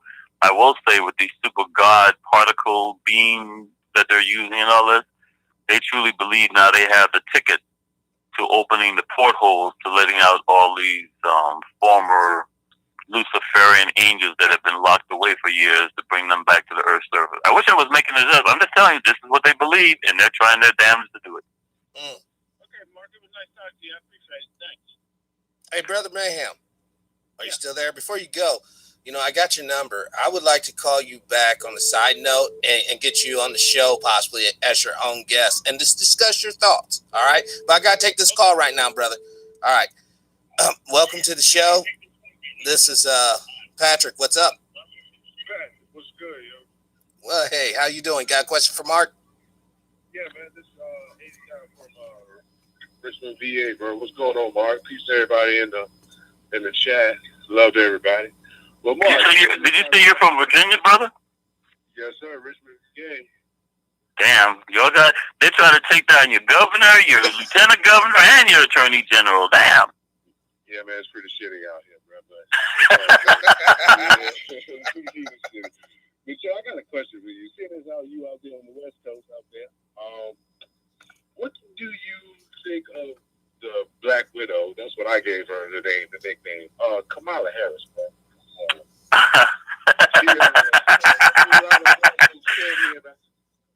What do I think about her? Yeah, okay. Let the people know what's going on with her, bro. You know what I mean? Okay. Well, first of all, Barack Obama said she's the hottest attorney general in the country. When she was district attorney in the Bay Area, I lost a lot of respect for her because there were many instances where cops would do crap like go into a restaurant, lift the fingerprints off a glass, and then later on said they found that fingerprint at the scene of a crime to frame people to go to prison, to go to jail. And since you said that, are they doing that with the? There were labs that were had questionable techniques in testing evidence that was presented as fact in trials, and Kamala Harris never prosecuted any of the cops that were involved in those cases where who knows how many innocent people went to jail and prison for crimes they didn't commit. So I mean, I think that's all you need. That's all. By the way, I think. Do you follow me on Facebook, brother? Yeah, I always hit you up. I just hit well, you up. The reason I'm saying that, I'm being rhetorical when I'm saying that, but I'm saying that only because I typed that in a public format on Facebook, and right after I published that, hey, guess who on his radio show all of a sudden goes, well, there might be some questions about Kamala now. Tom Hartman said that yesterday. No way. Yeah. Because he's got people listening. He got people following me, reading my stuff. And now even the day Tom Hartman finally said the F word that he's never said on his show before. He used the word fascism. Fascism. Yeah. Last week he said something he never said before. He admitted that he used to attend John Birch Society meetings as a boy, and it looks like the John Birch Society hates the U.S. government and wants to destroy it. What a revelation. Exactly. I wish more people would use, bro. I really do. But that's what so as far as Kamala Harris is part of the female wing of the boule, and her job is to pacify folks to say, "Woo, we got a black person in office, but she's no more conscious of a black person than Stacey Dash." All right, caller. I just want to let you know another caller on the line. Appreciate that, Patrick. Yo, Mark, love you, bro. I hit you up when I get a chance. I mean, yes, sir. My internet. I guess I'm not gonna get a date with Kamala Harris now. No, you're not. Damn, I wanted to be like Willie Brown. Caller, you're on the line. You got a question for Mark? Yes, Mark. I'm curious to know what you think about black people holding their vote in exchange for trying to get tangibles in the 2020 elections, and many black people are pushing back against the Democrats. This is how I feel about voting. All elections are local. I don't focus on national elections because, like I said, they decide who's going to be president. I mean, if you feel good who you vote for, that's all well and good.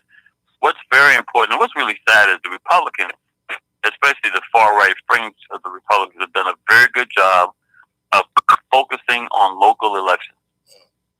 Even though you had this so-called blue wave with Democrats getting elected in the House of Representatives, go back to those states and see who's still in the legislature. Go back and see who are the state judges.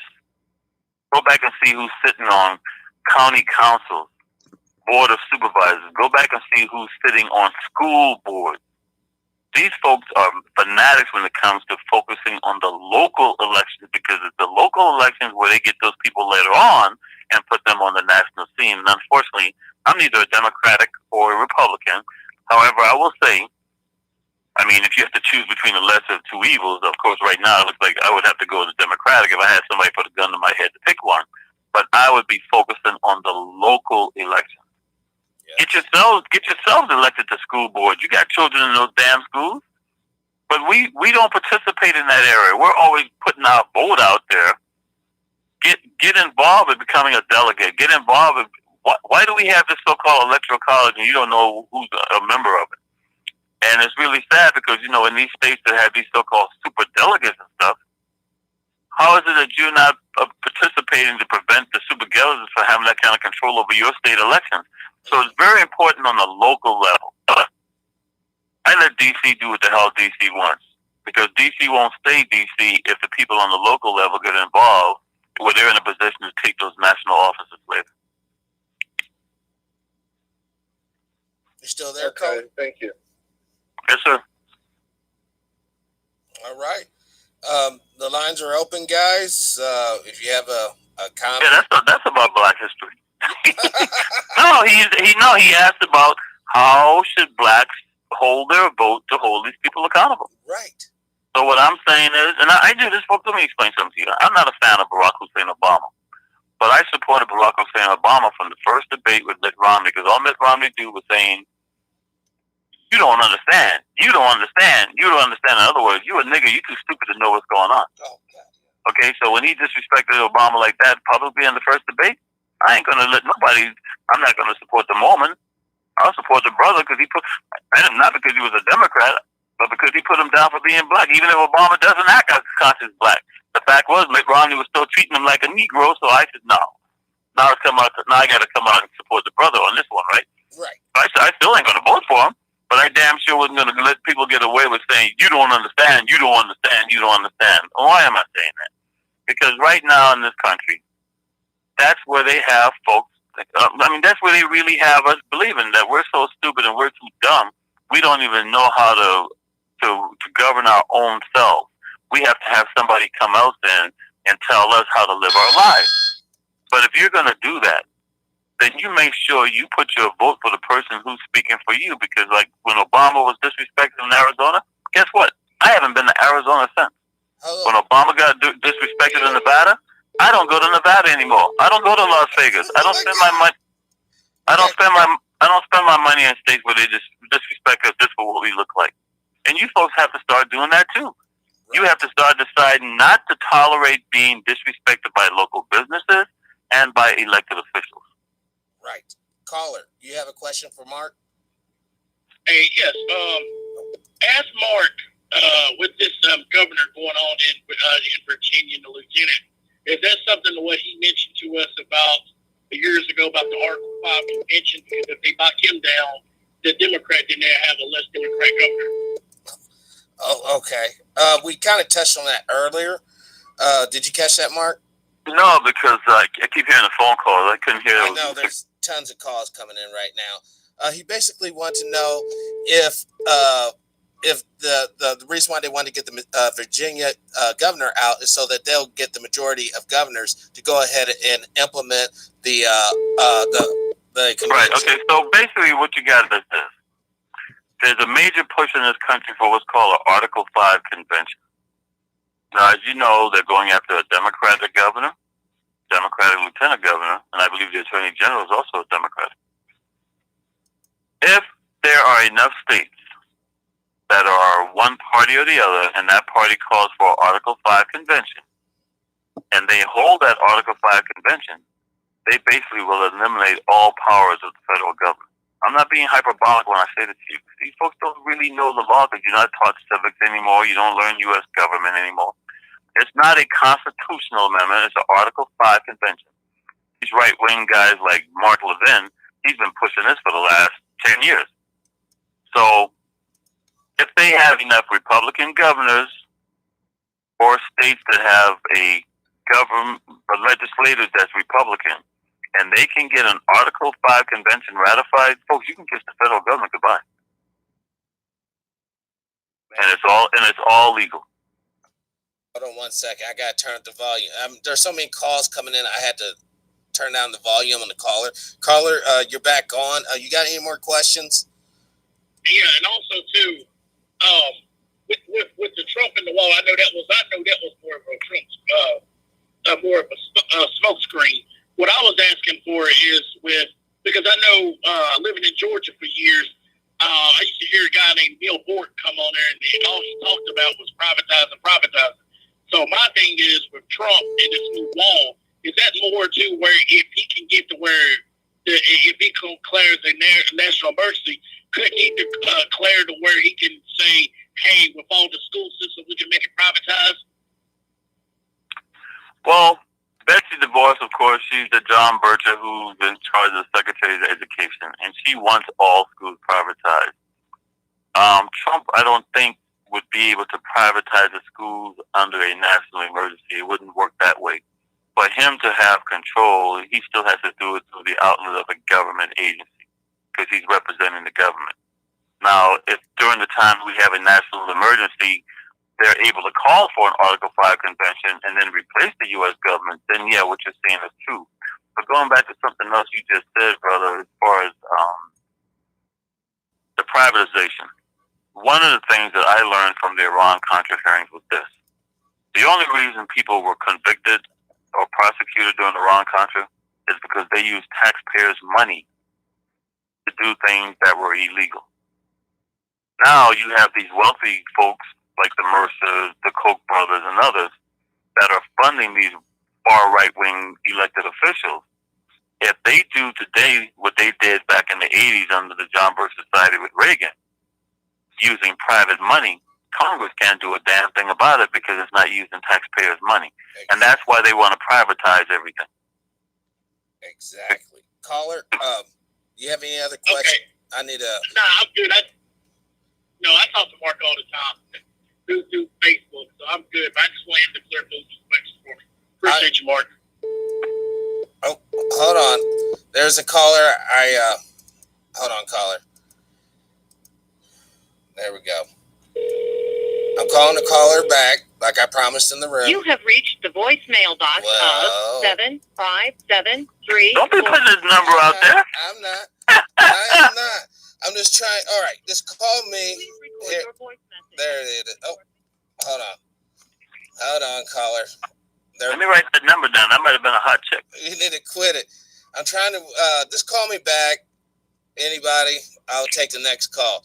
It's gotten crazy, but just please remember when we have a caller online, you call in, we hear this obnoxious beep in the background. So, Where's Anne E. Graham when I need her? Do you know who Anne E. Graham is? No, I have no clue. Anne E. Graham, A-N-N-E. Graham, was the first black female to successfully become a United States Marine. Oh my God! Hold on. Do I have a caller on the line? Oh, yeah, I do now. Hello, caller. How you doing, man? Hey, caller, how you doing? All right, I'm doing all right. I want to ask Mark a question. Okay. As far as of course, a lot of blacks have been talking about reparations. That's been the talk of now, and I keep thinking as far as if there were going to be reparations, it could be like blacks have to pay taxes for the amount of length of the American slave trade. And I just wanted to get his thoughts on how he thought restitution could be paid back to what's the term they're using now? Reparations. ADOS, American Descendants of Slaves. All right, well, when I was promoted to the rank of major, I had all these white boys coming up to me giving me these funky handshakes. They just assume, well, if he's a major in the Marine Corps, he must be a traveling man. I don't kiss nobody's ring and I don't kiss nobody's butt. I've never been a traveling man, never been a member of any fraternal organization or Masonic order. And I find it interesting because you have all these blacks today who call themselves Masons, call themselves free and accepted Masons. Now, if you don't know this, most white Masons don't even recognize you because to be a free and accepted Mason, you cannot be a slave or a descendant of a slave. Yep. So when they go out and give reparations, all these black folks who are Masons I guess they wouldn't be qualified because they call themselves free and accepted Masons, which means they wouldn't be entitled because they're not descendants of slaves. Secondly, I don't support the idea of reparations because the white man can't pay me enough money for what he has done to my ancestors. And once they pay me, I can't talk about it anymore. See, that's how they shut up the Japanese about the damn Hiroshima and Nagasaki. They all took the damn money, and now they can't say anything about it because they got paid off for it. You ain't paying me off for what you did because it's still going on. Wow. So I don't support the reparations. Never have and never will. But I want black folks who are Masons to explain to me how can they get reparations when they're free and accepted Masons. More importantly, since we live in a country where there's the one drop rule, are you going to get it because you're black, mulatto, or Elizabeth quadroon, octoroon? Thank you, caller. Hello, you're on the line. Mark from Anaheim. Caller, you got a question? Sir, I had two quick questions, sir. Thank you. You're welcome, sir. My first question is for Mark.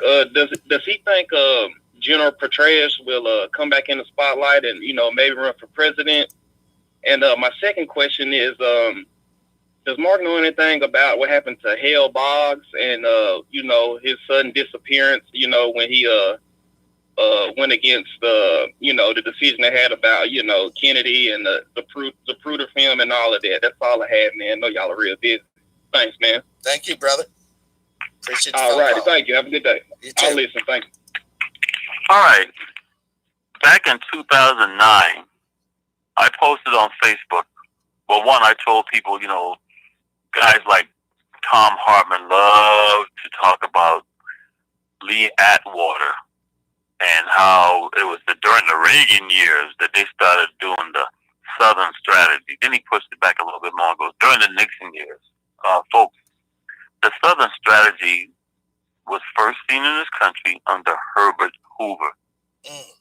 Because most blacks in this country were Republicans. Why? Lincoln was a Republican. But Herbert Hoover was worried about re-election with the whole stock market crash thing still reeling. And he began playing the Southern strategy. So blacks actually started leaving the Republican Party back in the 1920s. By the time Roosevelt FDR ran, you have a lot of blacks who supported FDR because he promised them what the Republican Party had never promised them. And when you see Smedley Butler, Franklin Delano Roosevelt was called a socialist. Eleanor Roosevelt was called a socialist. There was a plot in this country led by Douglas MacArthur, John Birch Society boy later on. One of the leaders and founders of the John Birch Society was the right-hand man of MacArthur. So when you see them talk about make America great again, these folks don't believe that America has been great since Douglas MacArthur was forced to retire from the U.S. Army. I'm not making this up, seriously. MacArthur and Patton were two generals who led U.S. Army troops through Washington, D.C., shooting and killing white guys who were veterans from World War I. In their park. So for all you folks who think that the U.S. military won't turn on you, if they kill white boys who served in World War I, what do you think they care about you? So when this coup plan, and you're talking on the major corporations like J.C. Penney, Remington, U.S. Steel, DuPont, always the big boys, they chose Douglas MacArthur to be the leader for the coup. The problem was enlisted folks would never follow Douglas MacArthur because they remember what Douglas MacArthur did to the World War I vets. So they had to find a general that the enlisted troops would love. Smedley Butler was a two-time Medal of Honor recipient, loved by enlisted folks and officers. And unlike what they thought, Smedley Butler didn't lead their coup. He reported the whole plan to Gay Edgar Hoover. Gay Edgar Hoover refused to believe it. They investigated it, called Smedley Butler paranoid, conspiratorial and all this other crap. And when it turned out everything Stanley Butler said was true, it was buried in the back of the major newspapers. And nobody ever went to prison for an attempted coup against FDR. In 2009, when I shared this on Facebook, I said, will Barack Hussein Obama, who's being called the same names, will Michelle Obama, who's being called the same names as Eleanor Roosevelt and FDR, will the Obamas have a Smedley Butler? So now 9/11/2012 comes around, we have Benghazi. Benghazi was an attempt, that was a coup attempt to take Obama down. There's no accident or coincidence that it happened on 9/11, folks. Come on, wake up. And General Praetreus proved to be the Smedley Butler for Barack Hussein Obama. Praetreus stopped that coup. And when now this was the deal the Republicans made with Praetreus. Had Praetreus gone along with them, he would have been the first general since Eisenhower to get the nomination for the Republican ticket for president. Wow. He got guilty. He went and told Obama. Obama never fired Praetreus. Praetreus resigned because being the dumb old white guy, he's sleeping with this lieutenant colonel who's helping to write his biography, not knowing she's a military intelligence officer who was sent to be next to him. And when Praetreus went to Obama and spilled the whole coup, that's when they leaked the story about him having an affair. So now what Praetreus has done since that time, in fact, as soon as the smoke had cleared, he was already going around the country, going to places like right here at the University of Southern California, Naval ROTC, speaking out. He's now a born-again Christian. He sinned against God and his wife. He's cleaned up his act. So I would not be surprised if you see Praetreus reemerge as somebody on the Republican ticket. And as far as the question about Hale Boggs,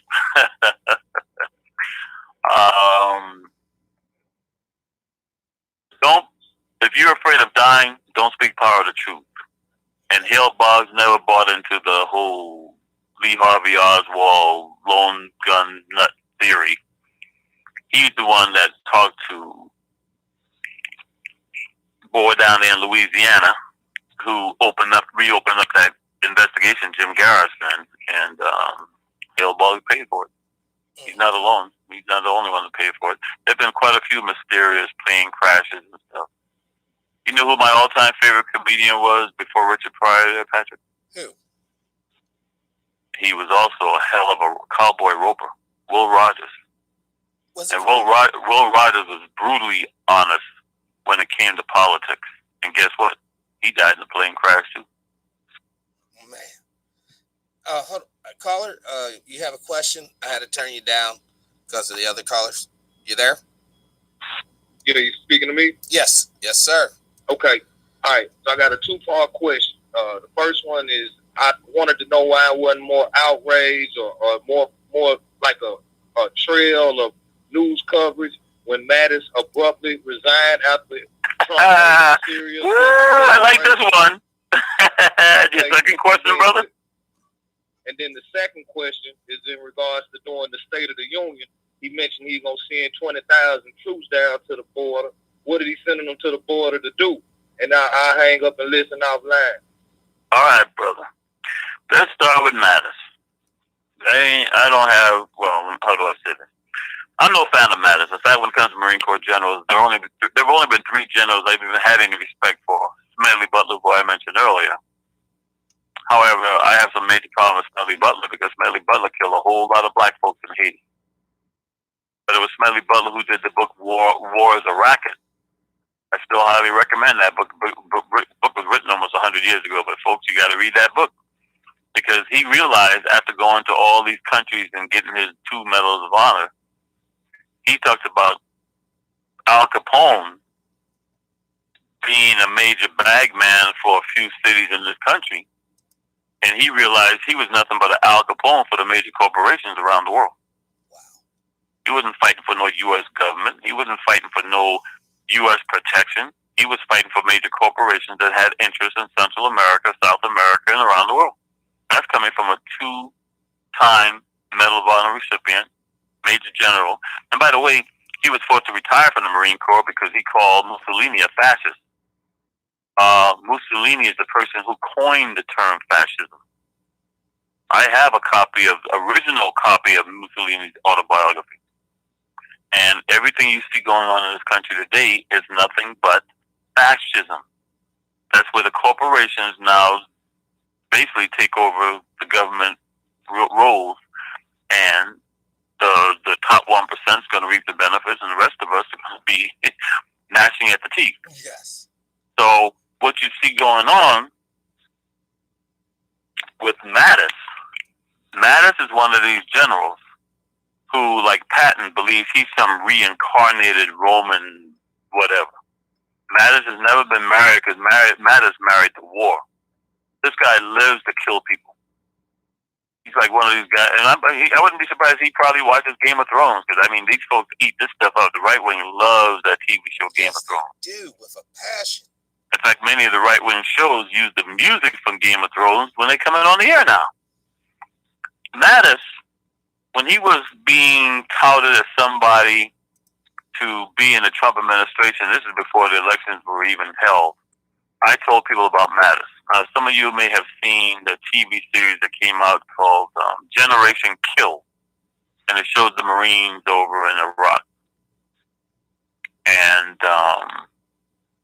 it was really not a great story about what the Marines recon was tasked to do over in Iraq. But it shows Mattis relieving this colonel on the battlefield and taking his gun. Because Mattis is a nut. The guy is a psycho, seriously. I mean, seriously.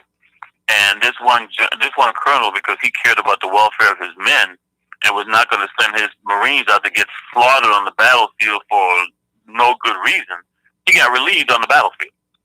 So I don't have no love for Mattis. So that tells you right now how bad things are with the Trump administration, because when you see somebody like Mattis resign, when you see people calling Mattis one of the few people that's still sane in the Trump administration that was keeping Trump in line, the one thing Mattis was trying to hold on to as long as possible is to keep Trump from pulling us out of NATO. Mattis is gone.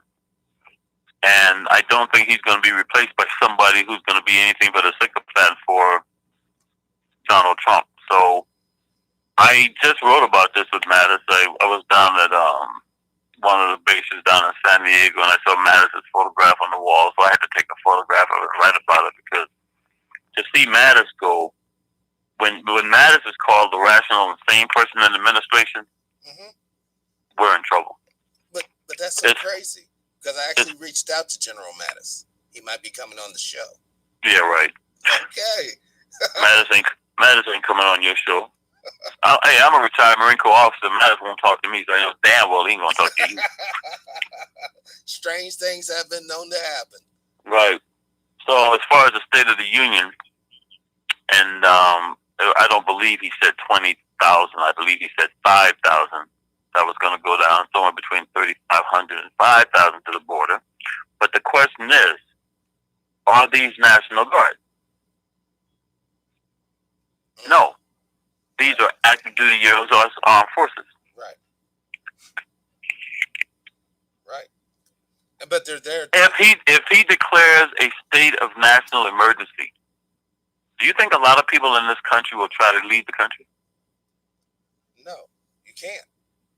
That's not what I asked you, whether you can or not. I said, do you think a lot of people will try to leave the country? Yes, they would, actually. They may have a little difficulty when it's not the National Guard, but active duty U.S. military on the border. So I'm not telling you Trump is going to declare a national emergency.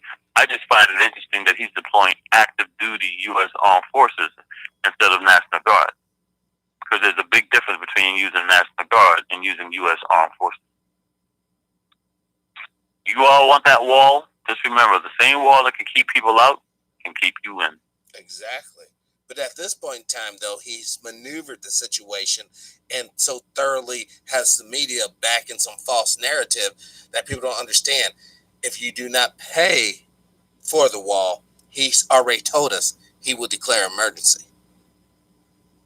Well, he said he's going to get his wall I will do it. I will get the wall. I'll do it my way, is what he said. Right. Which leads for a lot of interpretation. Right. Also, you never know. Having those 3,500 to 5,000 close to the border may be able to make it easier for them for rapid deployment into Venezuela. And I didn't really want to say that, actually. You didn't? I did.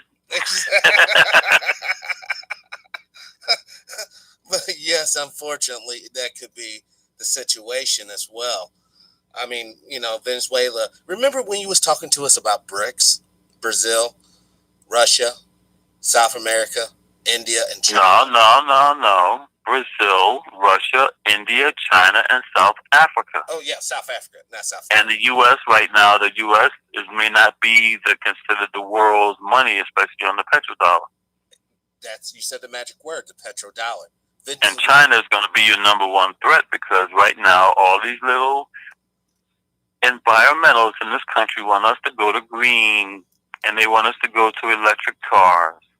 Yes. Well, 90% of the minerals needed for those electric cars are found on the continent of Africa. The corporations mining those happen to come from China. Oh my God. But so you're going to start hearing a lot more rhetoric now about China being the number one threat. And who is China allies with? Russia.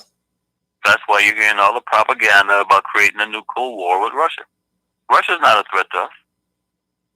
Russia's surrounded on all sides. The only thing Russia has left is Crimea in Ukraine. And we've got U.S. armed forces in Ukraine and Crimea as I'm talking to you. Oh, I'm sorry, you didn't know that, did you? I mean, I'm not trying to discuss setting up a fascist government in Crimea and Ukraine right now as I'm talking to you. In fact, I don't know why people were so hard on John McCain, because John McCain was behind setting up the fascist government over in Ukraine. Well, a lot of people were hard on McCain because he was a traitor, as they say. Not me, but as they suggest, when he was political prisoner or prisoner of war in Vietnam. How was he a traitor? Well, they suggest, not me, that he told the Vietnamese interrogators the naval flight patterns and Air Force flight patterns, and all suddenly, after he gets captured, the rate of fighter jets and other jets going down in that region went up tremendously. Okay, so now was he being tortured? Oh, absolutely. But then I guess based on what you just said, how can you hold a man responsible if he was being tortured? Because unfortunately, there's documented history of people being tortured and they never said nothing. They died with the secrets. Oh, really?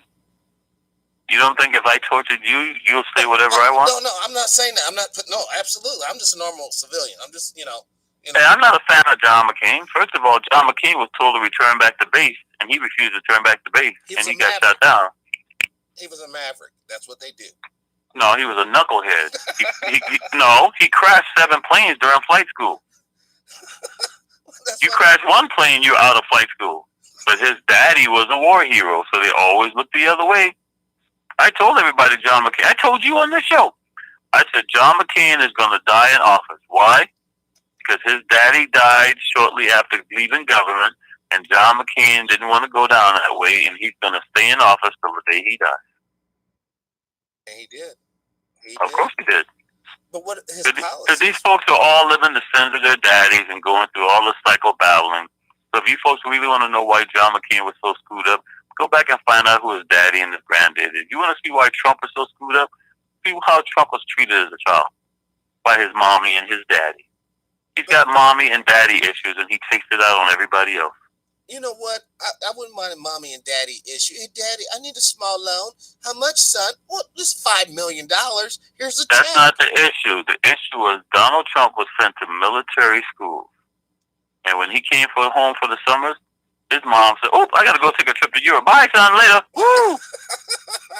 So that lets you know right there how much she even wanted to be around him as a child. There's a lot more daddy issues than you talking some $5 million crap. Trust me when I tell you all this. The guy's got serious psychological mommy and daddy issues. And he's always been a bully. Now, he's not a bully who's going to take you on physically. He does it to you financially, and he's very, very vengeful. You tell him you love him, and then you'll get a job with him. As soon as you question him, he's going to turn on you like a heartbeat. I'm just telling you, that's how he is. And he's never going to change. And he's gotten away with it for so long. He ain't about to change now. He's in his 70s. He's the oldest guy ever elected to the White House. And he's elected to he's actually the president. Right. You know, no bullshit. And right. And I would guard him. If I was at the White House, I'd protect this guy. If you're all stupid enough to put him in the White House, I'm stupid enough to make sure whoever occupies the White House is protected. Because I don't give a damn. It ain't about the individual. It's about the office. Exactly. And I think most U.S. citizens honestly can concur and agree with that.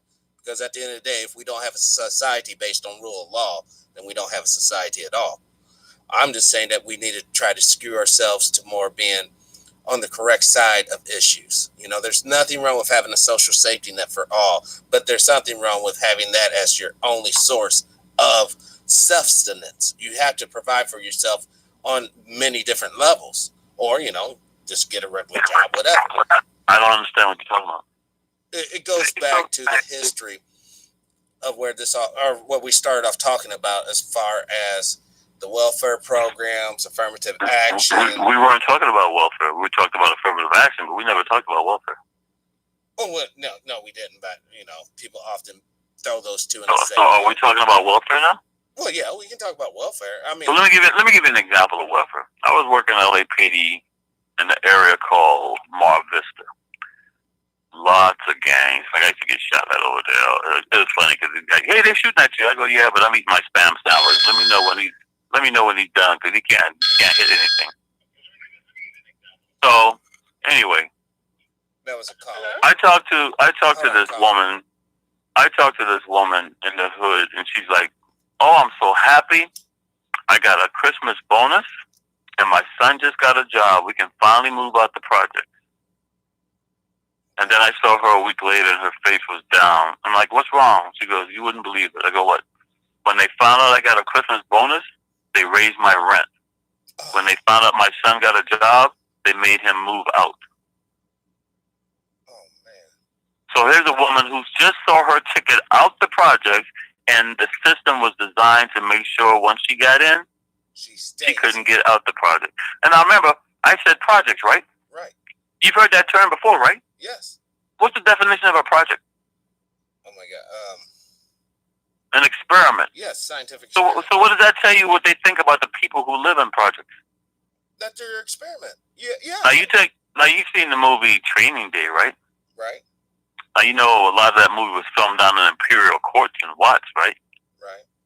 Well, until folks as myself started coming on the radio and telling people, look at the fence around Imperial Court.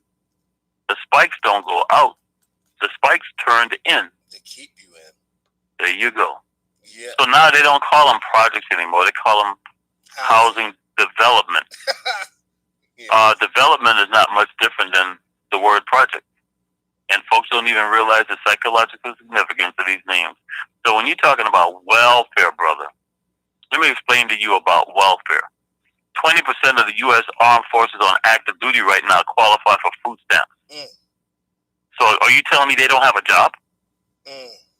I'm asking you a question. They have a job. Yes, they have a. Well, when this government shutdown was for 34 days, they didn't get their welfare checks because WIC was canceled.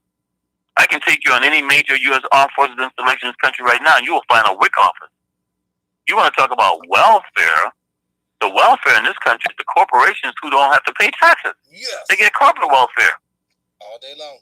All day long. That's what I'm saying. You want to talk about welfare? Let me tell you about welfare.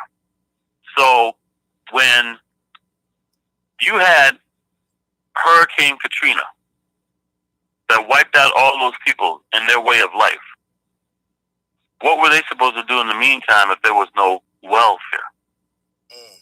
I'm asking you a question. I guess they just have to hope that church will open up the doors, like Joe. The church or somebody. So all of a sudden the churches now have, all these churches are available? Let me ask you a question. So when we had the 2007-2008 economic meltdown and Barack Hussein Obama refused to prosecute any of the banksters, I think a total of 2 people went to prison during that whole time because Barack, we need to look forward. We can't look behind. We have to look forward. Even Ronald Reagan and his John Birch Society prosecuted over 900 damn banksters. Barack Hussein Obama didn't prosecute anybody. Now, mind you, white-collar crime, in fact, with Donald Trump in the White House right now, see if I'm making this up. Since Barack Hussein Obama left the White House, prosecution against white-collar corporate crime in this country has gone down by 95%. Because these are the folks who don't want any rules or regulations. They're the ones getting the welfare. When Trump gave them that tax break last year, that's welfare. You and I are picking up the tab. Damn, you're right. Because most poor people in this country don't pay taxes. They don't, because they can't. And so if the rich ain't paying taxes and the poor ain't paying taxes, who the hell paying the taxes? Middle class. Bend over, here it comes again. Bohica. So when you're going to sit here and talk about welfare, brother, you got to understand something. Welfare has always been around, but they don't call it welfare.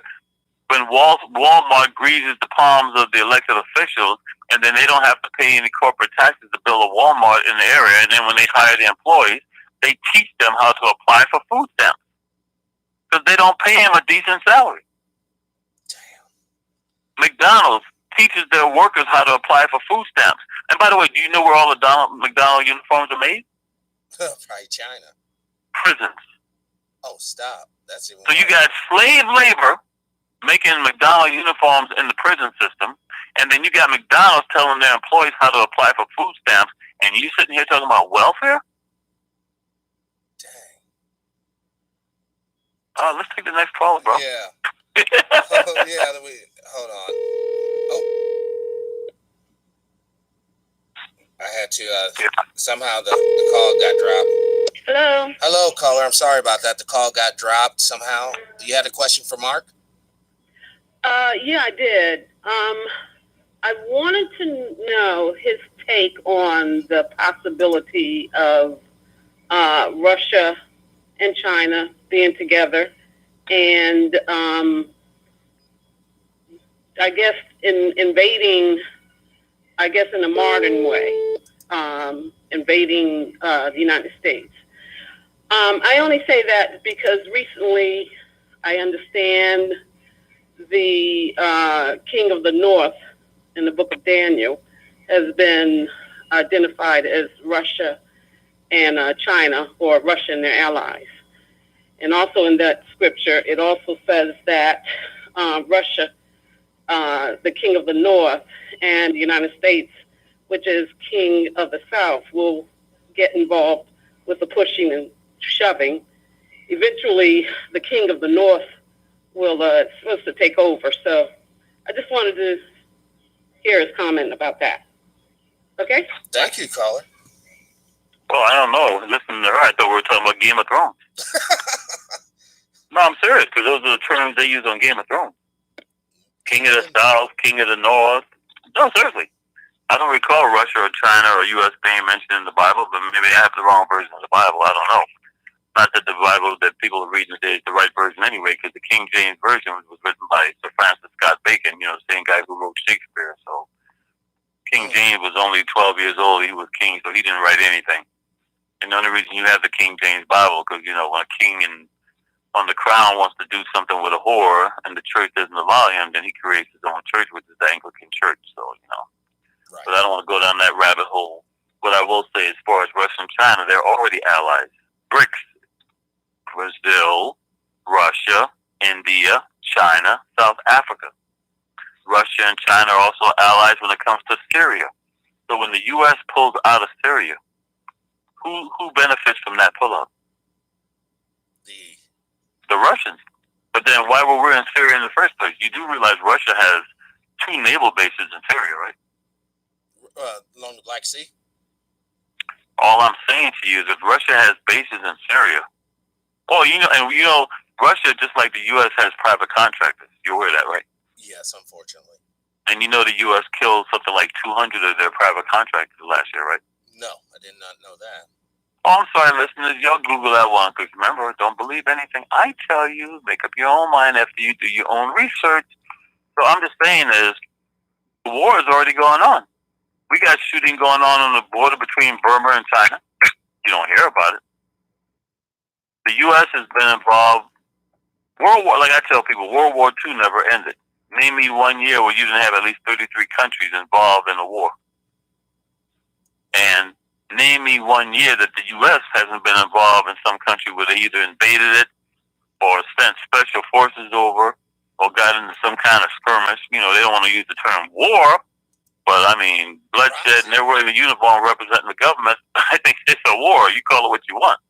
We don't go through Congress to declare war, haven't done it since World War II. But, you know, the U.S., we do things under JSOC. You familiar with JSOC there, Mr. Patrick? No. JSOC, Joint Special Forces Operation Command. They answer directly to the president. Everybody has to sign a non-disclosure, and they're all over the world. You don't know where they are. I kind of told you, don't we have special forces in Ukraine and Crimea right now? Yes, we do. You don't think we have special forces already down on the border of Colombia and Venezuela? Yeah. In fact, you know Venezuela with their oil, they have the oil, but they have no refinery. Why do you think they have no refinery? The way it's set up, so one country can't, except for Or us. did we go down and destroy the one they had so they would have to use ours? Right. And the one right there in Houston, or in Texas there. Pretty big, biggest one in the world. So I'm just telling you folks that when it comes to whether or not Russia and China is going to attack us, I guess you mean a conventional war. There's a lot of ocean between us and the rest of the world, people. That's why we don't have anybody attacking us. Who's got the greatest navy on the planet? United States of America. During the Cold War, how many aircraft carriers did Russia have? I think a total of 7. They only had one, and that one didn't come into service until the 80s. They still have that one, and it takes 2 tugboats to go along with it because it can't even make it on its own. Oh, my God. Well, Russia is not a threat to us. China's not a threat to us either. China's not a communist country. China is a capitalist oligarch country. But the Communist Party still wields a vast amount of power, even written into its constitution. Well, that's all well and good, but like right now, you got Kamala Harris running for office. You think Kamala Harris is calling the shots on her election? No. There you go. Follow the money. So all I'm telling you is when it comes to a conventional war, Russia and China is not going to invade the U.S. What they're going to do, come through Alaska? Sarah Palin will stop them for us. But by the way, speaking of Sarah Palin, Alaska, you know we have the Alaskan Highway, right? Right. Who built that highway? I believe it was, wasn't it an international effort? Black U.S. soldiers built that highway. There's a little black history for you. Hold on, call it. Over in the OSS with Burma and the Flying Tigers and the mercenaries and China, back before, we were even involved in World War II, guess who built the highways for the OSS over in Burma? Who? Black U.S. soldiers. Hold on, caller, could you please turn down your the background there? You have a question for Mark? Hello? Caller? He's probably listening to his radio with a delay. Hold on, what's this thing's? Oh no, that was I don't know who just we just had him on. So you didn't know black soldiers built the Alaskan Highway, huh? No, I did not. There were a few white soldiers with them. Hold on, I tried. I don't know why you did that. I'm trying to be fair to people. They can call back. Oh yeah. You have a nice heart. That's going to lead to your downfall. Oh. Hello, I'm sorry. I was trained by the white folks. Forgive me. I've been watching Game of Thrones. Forgive me. That was caller. You had a question for Mark. Sorry about dropping the call. Oh, yes. Hello? Yeah, you're on the line. You're on the air. Yeah, Mark, as far as the BRICS nations, can you explain, who's behind this? Who started this? Are they in competition with the Federal Reserve or the other central banks around the world? Is it the same people or what? I missed the first part of his question. Well, the BRICS nations.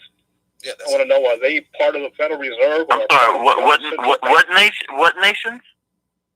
Oh, the BRICS. Oh, BRIC. Oh, I'm sorry, BRIC. All right. The BRICS nation. Okay, here's the problem with BRIC. Okay, well, I shouldn't say problem. Are they in competition with the central banks? Well, let me explain this to you. Okay, so here's the thing.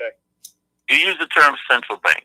Now, I mentioned Game of Thrones, but I'm going to tell you folks, if y'all want an idea about banking, watch Game of Thrones. They call it the Iron Bank, and they're brutally honest and tell you exactly how these countries might go to war. Well, you know, in the TV shows, families, and they have all this money, but it turns out they don't have money because guess what? They got all that money loaned to them by the bank. I used to joke back in the early '90s when I did shows with Carl Nelson out here in LA. I go, you know, a lot of folks go to CIA when they want intelligence. Guess who I go to when I want intelligence? Who? Bankers. Because bankers don't invest money where they don't think that country's going to be around. Bankers have the best intelligence when it comes down who's going to have a major coup or who's going to be stable. I don't have that access anymore because most of the bankers who I used to talk to in those days, their banks have been taken over by the bigger banks and they all have either been forced to retire or they've lost their jobs. But I'm just telling you, banks rule. So when you say central bank, let me explain to you all about central banks. In this country, many states had their own banks. Now, we only have one state today that has its own bank. You know which one that is, Patrick? What state? South Dakota. You know which state wasn't bankrupt during the 2007-2008 meltdown? There you go, because they got a state bank. All these other states, you know, they have these interstate banks. But when states had their own banks, it created a problem. For example, I live in California. If I come to Missouri, my money was no good in Missouri. See what I'm saying? Yep. That's why they had to come up with a central currency and what we would call what's called a central bank. Unfortunately, when the U.S. government got involved with banking in the past, you had a lot of corruption, so they didn't want to call it the U.S. Federal Bank. So guess what they called it instead? Federal Reserve. So when people talk about the Federal Reserve is primarily made up of private banks that have to deal with the federal government. But the Federal Reserve are private banks. When you pay taxes, you don't pay taxes to the U.S. government. You're paying money to the Federal Reserve because when you got a bank account, you promised that you would pay the interest and whatever else the banks charge you for using their money. You don't use U.S. Treasury currency. You're using Federal Reserve notes printed by the banks, and you are using their money and they're charging you to use it.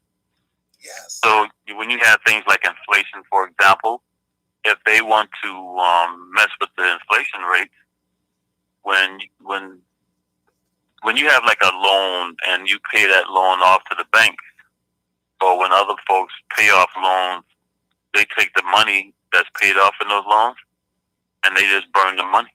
So there's less money out there. When there's less money out there, that changes the inflation rate. I mean, I can't really go on the bank. The bank is kind of a complicated thing, and it's not easy to learn, especially on a radio show on a Friday night. You know, because I know some of you folks are already lit or blundered or whatever else. So anyway, see, I'm clean and sober, so I can talk about this. So anyway, when it comes to BRICS, a lot of countries are fed up with the United States always being the big boy. Now, of course, the U.S. was set up by Great Britain. I've never worked for a Marine Corps general that didn't have a British secretary. And I know as a Marine Corps commissioned officer, I'm nothing more or less than a loyal servant to the Queen. You folks can think that you got your Revolutionary War and your separation, but the first thing the banks did over in Great Britain was, you Yanks fought a bloody good war. Now let us go ahead and pay off your debts by coming to us for your loans, from our banks. And when you look for many years in this country, do you know who was the sole insurance company for car insurance, home insurance, everything? Lloyd's of London. There you go.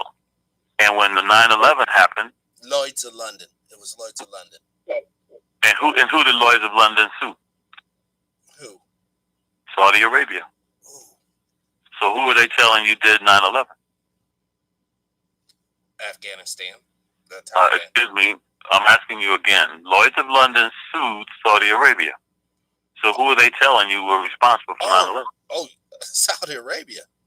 But less than a week later, that lawsuit mysteriously was dropped, disappeared.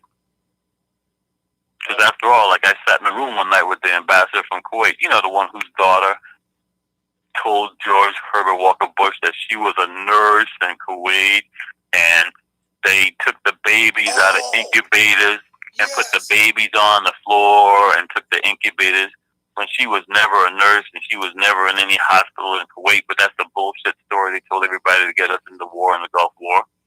Well, that ambassador was down here for a little powwow, and this guy from the LA Times, I believe it was, asked the question, well, Kuwait's not a democracy, it's a monarchy. Why did the U.S. support you all in the Gulf War? Oh, you silly American. Had you not supported us in the war, we would have simply pulled our money out of your banks and your stock market would have crashed in less than 10 days. Yes. Gee, nobody else in the room asked the question. Now let's fast forward to Barack Hussein Obama in office. Barack Hussein Obama was going to go after the Saudis a couple of years back. And guess what the Saudis said? You come after us, we'll bankrupt you. Think I'm making that up? Look that one up. Saudis threatened to bankrupt U.S. under Obama and see what happens. I don't make this stuff up. The Saudis with the Wahhabis, they are no more the legitimate Muslim religion as the evangelicals in this country are no more the legitimate Christian religion. Seriously. They use Christianity here in this country for their political goals, and the Wahhabis over there, and it's all because of, who was the great spy, Lawrence of Arabia. And Lawrence of Arabia did his good job sabotaging everything over there, including getting that Suez Canal. That's why I don't recognize the term Middle East. That's Africa. And just because the Brits and other Europeans built a canal breaking that part off of Africa, it's still Africa. Yes. And so when you look at what happened, Lawrence Arabia, he didn't even realize he was being manipulated by the British Crown, because after he cut deals with rival factions in that part of the world, the Brits went with the Wahhabis, who are zealots, far right-wing zealots. And as long as the Saudis fund the terrorists don't blow up Saudi Arabia. Right. That's why you got Fox News, where all these white folks in this country worship the ground. They tell you whatever Fox News says is the gospel, and Fox News is owned by News Corp. The number one owner of News Corp is Rupert Murdoch. He used to be married to a Chinese spy. Now he's married to one of Mick Jagger's old ex-girlfriends. And the second biggest owner of News Corp is a Saudi who funds Muslim terrorists and helped build the mosque at Ground Zero. These are the folks that white folks in this country are saying your source of news is legitimate because it's coming from an Australian who has spread disinformation and misinformation around the world. That's why we got problems in Great Britain with Brexit. That's why we got problems in Germany. And Germany right now is on the brink of a major recession. Really? Oh, yeah. What happened to us in 2007 here is about to happen in Germany. I predict that it will probably happen. It's going to take Merkel down. Once Merkel's gone, fascism will be in Germany like it's already going in France. The yellow vest ain't making it. Brexit, that's the fascists. Steve Bannon and Murdoch and the same folks stirring the pot, creating a civil war in this country are doing the same thing all around the world, and you folks think it's only happening here. We're one of the last countries to come online. Yes. Ironically, the Third Reich came out of Germany, and Germany is the last bastion standing in the way of the Fourth Reich. Oh, my God. 40% of this country proudly brags of being of German descent. You know what the other biggest group of people are in this country? Who? Irish. And I just remind you, Ireland was the only country that allowed German U-boats to house their U-boats during World War II. That's insane. That's who's running this country. Where's Donald Trump's family from? I thought Russia, but Germany. His dad evaded the war. He was a draft dodger in World War I, and they fled to Sweden. Then they came to the U.S. Let's go back to the Gulf War. Who was the president during the Gulf War? it was Bush. And you know the Bush family had all their money seized by the State Department because during World War II they were still giving money to Germany even after Germany had declared war against the U.S. Prescott Bush. And who was Secretary of State? George Shultz. What kind of name is that? Oh, I know nothing. And who was Secretary of Defense? Caspar Weinberger. What kind of name is that? Oh, no. And who was Joint Chief of Staff Chairman? Shaliskavili, the son of a SS Polish officers. Folks, wake the hell up. During the Gulf War, you had Nazi symbols on U.S. Marine, especially Marine Corps helicopters, with U.S. Army vehicles and stuff. That same stupid-looking inverted V they had on our vehicles were the same ones were on the Blitzkrieg. That's true. That's true. Why would I lie to y'all? If you think I'm making this up, folks, just Google this one during Iraq and Afghanistan. U.S. Marine Corps snipers, Nazi symbols. Because in the Marine Corps, we call them scout snipers. Well, guess what they use for their symbols? The SS. Oh, man. I've got photographs of Marine Corps Cobra. In fact, I used to get the Marine Corps Gazette when it was still printed. I have a copy of a Marine Corps Gazette from the Gulf War with the German Iron Cross on it. There ain't no U.S. Marine Corps unit that uses the German Iron Cross.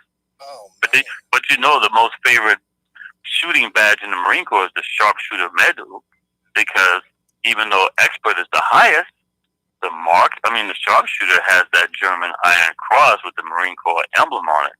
And let me just refresh your memory, since I'm supposed to be doing a show about Black history tonight. Yes. When Holcomb was the Commandant of the Marine Corps, no niggas are coming in this man's Marine Corps, because the Marine Corps, their blood is supposed to be as pure as the Aryan Viking race. Wow.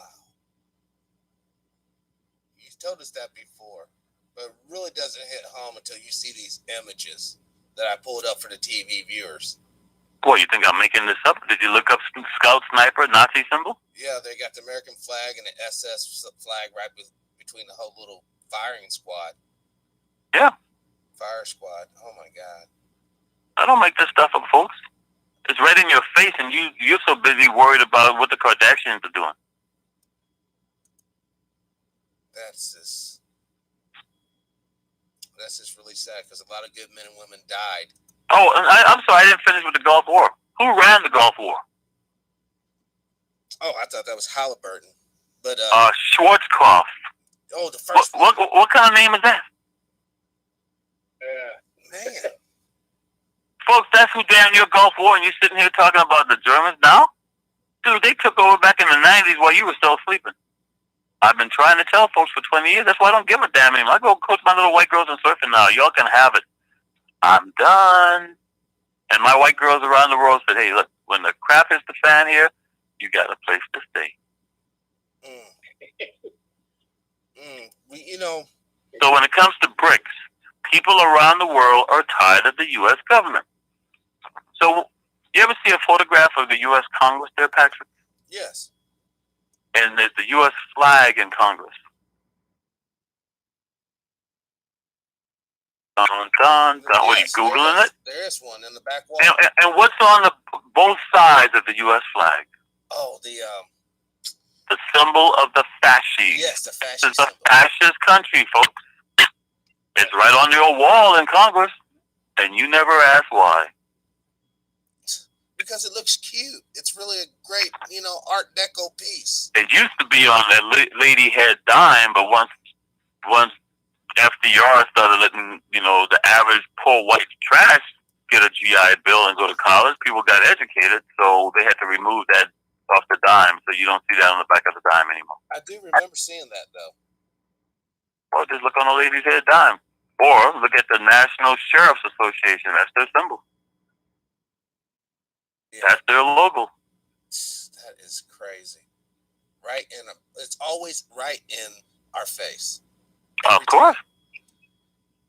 And now there's some building that's in San Francisco, because I can't go to San Francisco. The experience there is so evil. I can't even sleep in that town. But I guess there was some building that was built there in the last 10 years, and they've got the fascist symbol right on the wall. Because somebody called me the other day and told me about it. Well, see, that's so funny that you mentioned the whole thing that we were talking about earlier, the spiritual component to this. Once you yeah, well, and they're idolizing. You know that came from Rome, right? Right. And what happened to Rome? It fell.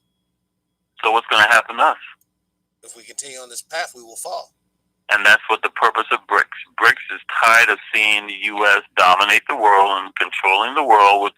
See, we don't use the term empire, but basically all we did was become the British Empire under the name United States. Wow. The British always said the sun shall never set on the British Empire. And it didn't for hundreds of years. It doesn't anymore because they just working through us. And then we pacify the masses by letting some little half-breed black girl marry within the family, to a guy who wore a German uniform for Halloween. I got to pull that up. Prince Harry Halloween outfit. So why y'all going to talk about some guy from 1984 wearing blackface when you got Prince Harry, far more recent, in a German damn Nazi uniform? There it is, folks. So that was covered by the Sun in England and another publication over there. The New York Post covered it, so it's not just Mark making this up. This is actually documentable. Everything I told you tonight is documentable. Yeah, but I'm not going through the whole document. I understand that. I'm not saying. I'm just telling you. Like I told you all before. Don't believe anything I tell you. Do your own damn research and you make up your own mind, but I will not come on the show and lie to you. And let's just trip on the psychology of this. Here's this guy, we see him, he's in a plain sight Nazi.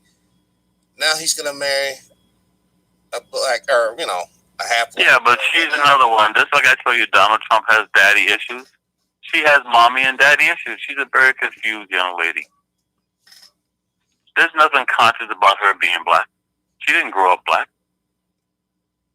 That's true. But she was as wholesome as Prince Diana. No, you guys are falling for that one drop rule. That's the only thing that makes her black, because we have the one drop rule.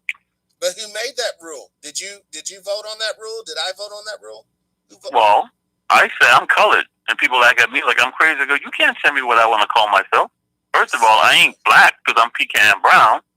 I ain't African because I never been to Africa. I ain't Afro-American because I don't wear a damn afro. And if I want to call myself colored, I'll call myself colored.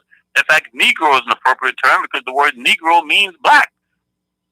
And you have some white person up there telling you I'll give you the best example. All of a sudden, we have the O.J. Simpson trial, and a white female attorney goes to court and uses the term N-word, and now we can't even handle it anymore to hear the word nigger. Because we got some white people telling us now, no, you can't use that word. You got to say N-word. Because we're not even adults enough to handle the word nigger. Right. So when some white boy calls you nigger, you didn't know how to handle it. Certainly. I always had a rebel flag in my truck, right? No. Notice it ain't the Confederate flag, folks. It's the rebel flag, the rebel battle flag. And I wore that in my truck. Oh, by the way, it's funny because I never get pulled over by the cops when I have that rebel flag in my window. Oh. Must be a coincidence. But anyway, so I have the rebel flag in my truck. Why do you think I flew that rebel flag? I have no idea. Who do you think goes berserk seeing me with that rebel flag? Well, you know who. Who? Yeah, it's white people. There you go. Because I've taken that power away from them. And you folks don't even get it. So when black folks get upset, they don't even get it. They don't have any power over me by waving that flag. It has no effect on me whatsoever. Exactly. I care less. Exactly. Because you claim victory instead of victimhood. That's psychological. That's why I don't use the term white supremacy, because there ain't no white person supreme to me. When I was in the Marine Corps, I never used the term superior officer. I may have said senior officer, but that doesn't mean he's superior or she's superior to me. And you folks buy into this term and repeat it over and over. Oh, another example of white supremacy. So you must really mean they must be supreme, because you said it, white supremacy. You're giving them the power. Both psychologically. As soon as you do it in your mind, your hands follow. Black power, white control. That's deep. That one's harsh. That one is harsh. I just call a spade a spade. So you guys get your reparations, even though you're free and accepted Masons. while you have your white supremacy. Put that on your plate and eat it with your cold damn liver. Oh, I'm sorry. I've been watching too much Game of Thrones. Forgive me. Man, what a tremendous show, guys. This has I can go to bed now? I mean, it's only supposed to have been 1 hour. Seriously. I don't even know what time it is. See, normally I bring a watch with me so I can check with you, but it doesn't ever work. Wait a minute. It's 9 o'clock my time? It's 7 o'clock your time? It's actually 8:30-ish my time. So I've been on it for more than 2 hours. Yeah. Hang on, let me write this down. Game of Thrones, UK Nazi marries half-breed in U.S. who has mommy and daddy issues. Trump had mommy and daddy issues. Yes. Well, you folks out there, if you want to get in touch with me, find me at Mark from Anaheim, Political Sarcasm 101. That's the fan page, not the group site. Now, after this show tonight, I'm going to have major problems as usual with my internet, so I'll have to go to some library or something for a while, and I can only do stuff. Plus, Google now owns Facebook. Google now owns YouTube, so they're deleting a lot of stuff that was going to put out there because I don't do any of these YouTube. Other people make podcasts, make YouTube. I've never been on YouTube. I've never done the YouTube, but other people make them, and now I have people around the world telling me they're disappearing. Now that Google has owned YouTube, they're deleting and censoring anybody who is not going along with the fascist regime. That's how fascists operate, though. That should be no surprise. There you go. So no surprise. I'm not going to tell you that Hair Trump, because I always call him Hair Trump, HERR. Hey, man. This means Mr. in German. You know, I slept with enough German women, I know. So anyway, those Fräuleins. So anyway, what I'll tell you is this. Would Donald Trump enact a state of natural emergency right now? I'd give it a 40-60 chance. And that's sad because I don't even want to give it a 10%. But I would say right now, a 40-60% chance that he will do it. Wow.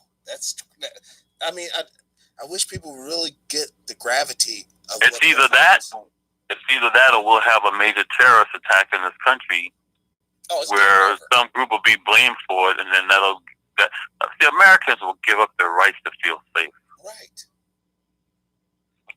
Right. They will. Didn't that happen in Germany with the Reichstag? Oh. So didn't German children disappear? Yes. Are Latino children now disappearing? Yes. By the thousands? They finally admitted now they don't even know how many, and they're unable to locate them because it would take too long? So what kind of answer is that? And why isn't the woman who testified to Congress, who lied to Congress, why hasn't she been arrested for perjury? So you folks, when you sit here and go, how did the people allow that to happen in Germany? Wasn't Hitler democratically elected? Yes, he was. Oh, By did people in this country vote for Trump? Well, yes, but we could argue about the vote. Yeah, but that was a yes or no question. Yes. If you have on the witness stand and they ask you a yes or no question, just answer yes or no, because I will take whatever else you say and use it against you. And you say you're getting 10 years, you'll get 25. Oh my God. So let me ask you a question. Do you ever hear of the Hitler Youth? Yes. What's the difference between the Hitler Youth and those Catholic children with these "Make America Great Again" hats on attacking Native Americans on Capitol Hill? Oh my God, that's well. I mean, I would say a great deal. Seriously. Oh, really? You would?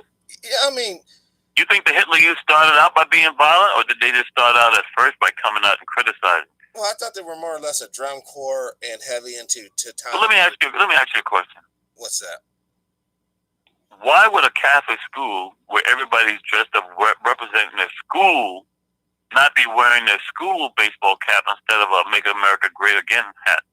Dude, that was all planned and orchestrated. Yes. You know the Catholics are extremely particular about the uniform. Oh, man, I wish you wouldn't have. That was a harsh question there. Listen, the Catholic guys, we all know the Nazis. Meanwhile, were the you Catholics. got Ollie North in charge of the NRA. and you got Eric Prince with his private army, so you already got your SS. Damn, dude. And you already have the means to gather everybody through social media. You know, hit up World Star, get all the accounts tied to it. Get all. Well, not only that, everybody puts all their personal business on Facebook. Yes, they do. And they've been warned. Damn, dude, I didn't mean to sleep with your wife, but you told me you were going hunting for 3 days. Damn, I mean, you know, I didn't know till I went on Facebook. You know that's happened. You know it. Because you can't tempt me. Actually, on all seriousness, I thank God every day that I don't have addictions. I'm not addicted to alcohol. I'm not addicted to drugs. You can't bribe me with women. I'm not into little boys. I mean, I'm around girls all day naked in wetsuits and crap at the beach, and guess what? They think I'm gay because I don't care. I'm there to help them surf, and that's the only reason I'm there. Since I quit LAPD, I hadn't let no woman get close to me. And see, all those things that we fall for, I don't fall for because I'm not taking credit. Like I said, I thank God that I don't have any of those weaknesses or addictions. Right. I don't go on Facebook to hook up. I go on Facebook to share information. Right. Real information. Yeah. So what I would just say in closing, maybe I'll go back and watch the whole Scandal series. I'll binge watch Scandal. I'm not a big fan of Kerry Washington because, except for maybe 2 movies, I've never seen her in a movie where she's not with a white boy. I mean, you know. Except for Django Unchained, I was like, damn, dude, this is never with a brother. What the hell, man? And then in Django Unchained, I got to see, she was naked as a jaybird. So anyway, I'll go back and watch Scandal because Scandal, man, that show is a lot closer to reality, what goes on in D.C. than you folks want to believe. You know, they even show you why Princess Di was killed. Well, we all know why. She ain't having that Muslim baby up in there. Do you have any opinion on Jeffrey Epstein? What do you want to know? Well, a chatter was, they said, please ask Mark about Jeffrey Epstein. They've asked that question several times. Unless you're talking about the Lolita Express. Well, probably that. I'm sure that's exactly what they're alluding to, and possibly. And what's the Lolita Express? It was a horrible situation where kids were being trafficked. Or, well, people were being trafficked to an island with alleged stuff going on. You know, I mean, so a lot of that stuff was... excuse me, you don't have to say alleged. He's a convicted felon. Oh, okay. He's a registered sex offender. He's a pedophile. Oh, okay. Well, then cool. Then I will say, I just don't want to, go down the Alex Jones route. Oh my God. And who was a frequent flyer on his jet? This is where you can say allegedly if you want. Okay. Allegedly. You mean allegedly William Jefferson Clinton? Yes. Allegedly Donald John Trump? Yes. So what more do you need to know, folks? That's who you all elect. There ain't nothing I'm telling. See, this was personal for me. Let me tell you why it was personal. Now I have to be careful how I say this. Allegedly, the daughter of Robert Maxwell used to arrange some of those flights. Oh. And I used to have the hots for her back in the 70s and early 80s because I was into sailing. And Robert Maxwell was a big-time sailor. My favorite sailor at that time was a guy you know as the Mouth of the South, Robert Edward Turner. How many letters in those 3 names? You know who Robert Edward Turner is, right? Who is he? Ted Turner. See, he ain't from Atlanta. He's from Charleston, folks. The Turner Sign Company in Charleston, South Carolina. All his boys had to go to the Citadel. Oh, shit. Teddy might be listening to this because he follows me on Facebook. No, his son follows me on Facebook. He's into that right-wing crap now. But anyway, yeah, so I was big into sailing. And Maxwell, who accidentally fell off the back of a sailboat and drowned. It happens. Yeah, but it helps when you should have never done that interview with Playboy magazine. So for you folks out there that are bored, you want to know what's really going on and how Murdoch got to where he is. The 3 big boys were these were the 3 big boys: Rupert Murdoch, Ted Turner, and Robert Maxwell. And Maxwell had that convenient accident and fell off the back of a sailboat and died, Murdoch started buying up newspapers around the world like it was unbelievable, controlling the media, shaping public opinion. Maxwell, man, he had this daughter. Ooh, I don't know. You know, you only want what you can't have, I guess. But I used to have the hots for his daughter. But you know, when you guys are bored, sometimes just Google Lolita Express and put in Lolita Express and Robert Maxwell, because he won't have anything to do with it. But then his daughter's name will come up. Okay. She used to be a popular girl in Vanity Fair. Jeffrey, I just had it. I'm sure. Hey, I'm sorry. I got it. I got right here. Where they even have a picture of his His daughter? No, the criminal offense. You know what he's charged with. Oh, I'm talking about Robert Maxwell's daughter. I don't care about Epstein. Oh, okay, Robert Maxwell. His daughter was Ghislaine, is her name. She threw some wild parties. Yeah, he's pretty large. Who? Daughter. His daughter? No, the guy is like he's old and kind of heavy. Who, Robert Maxwell? Yeah.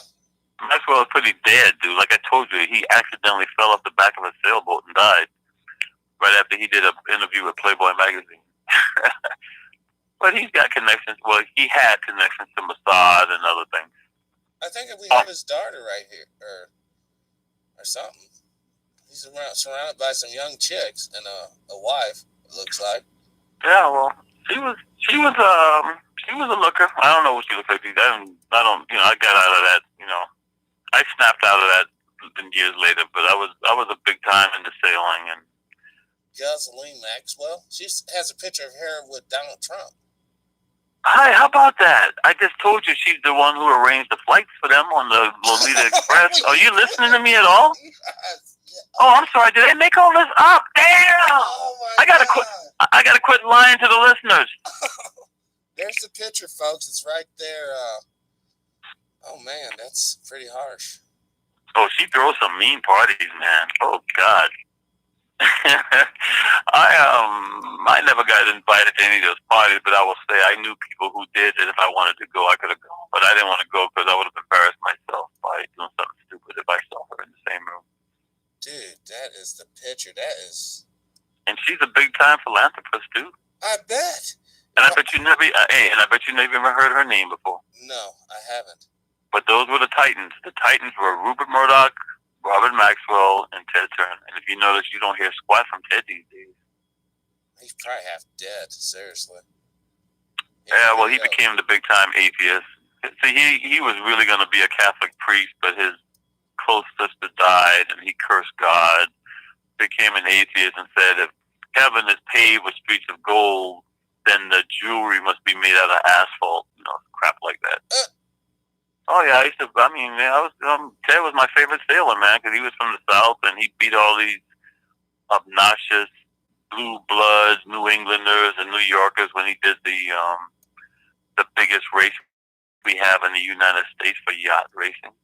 So when he won that, they had to shut up, man. He was a good sailor. Man, that's just crazy. Oh, I'm sorry, black folks don't sail. What am I talking about?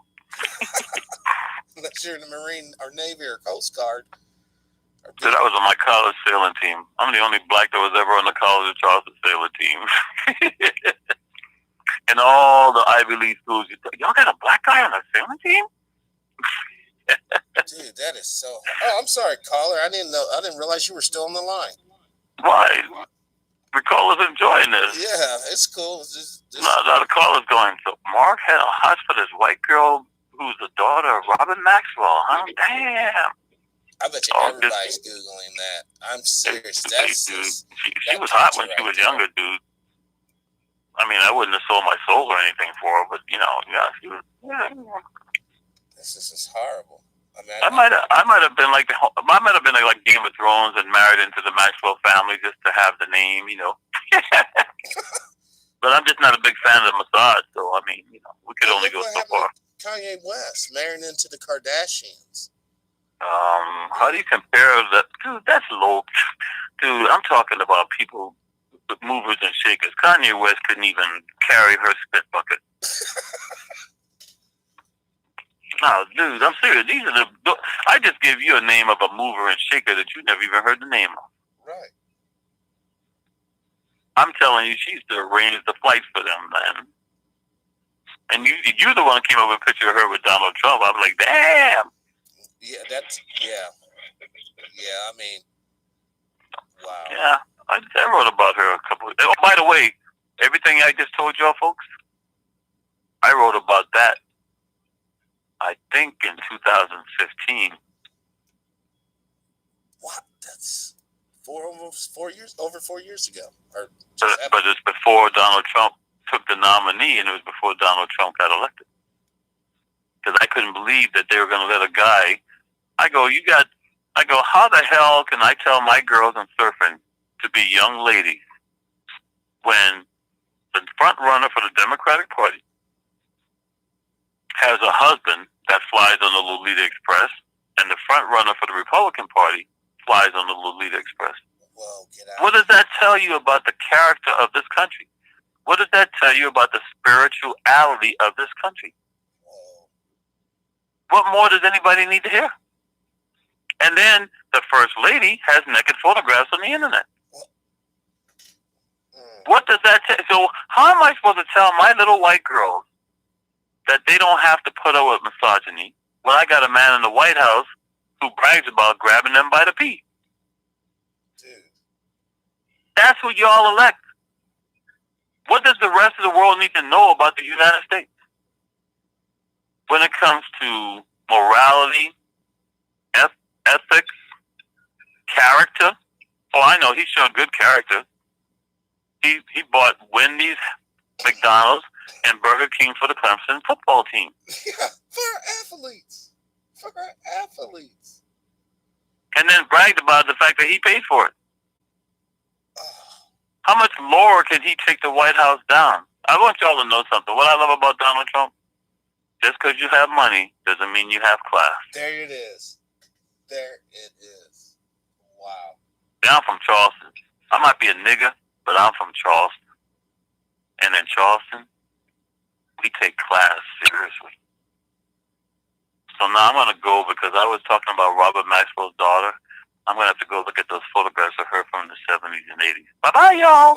Bye-bye. Oh, wow, what a great show. Caller, did you enjoy that?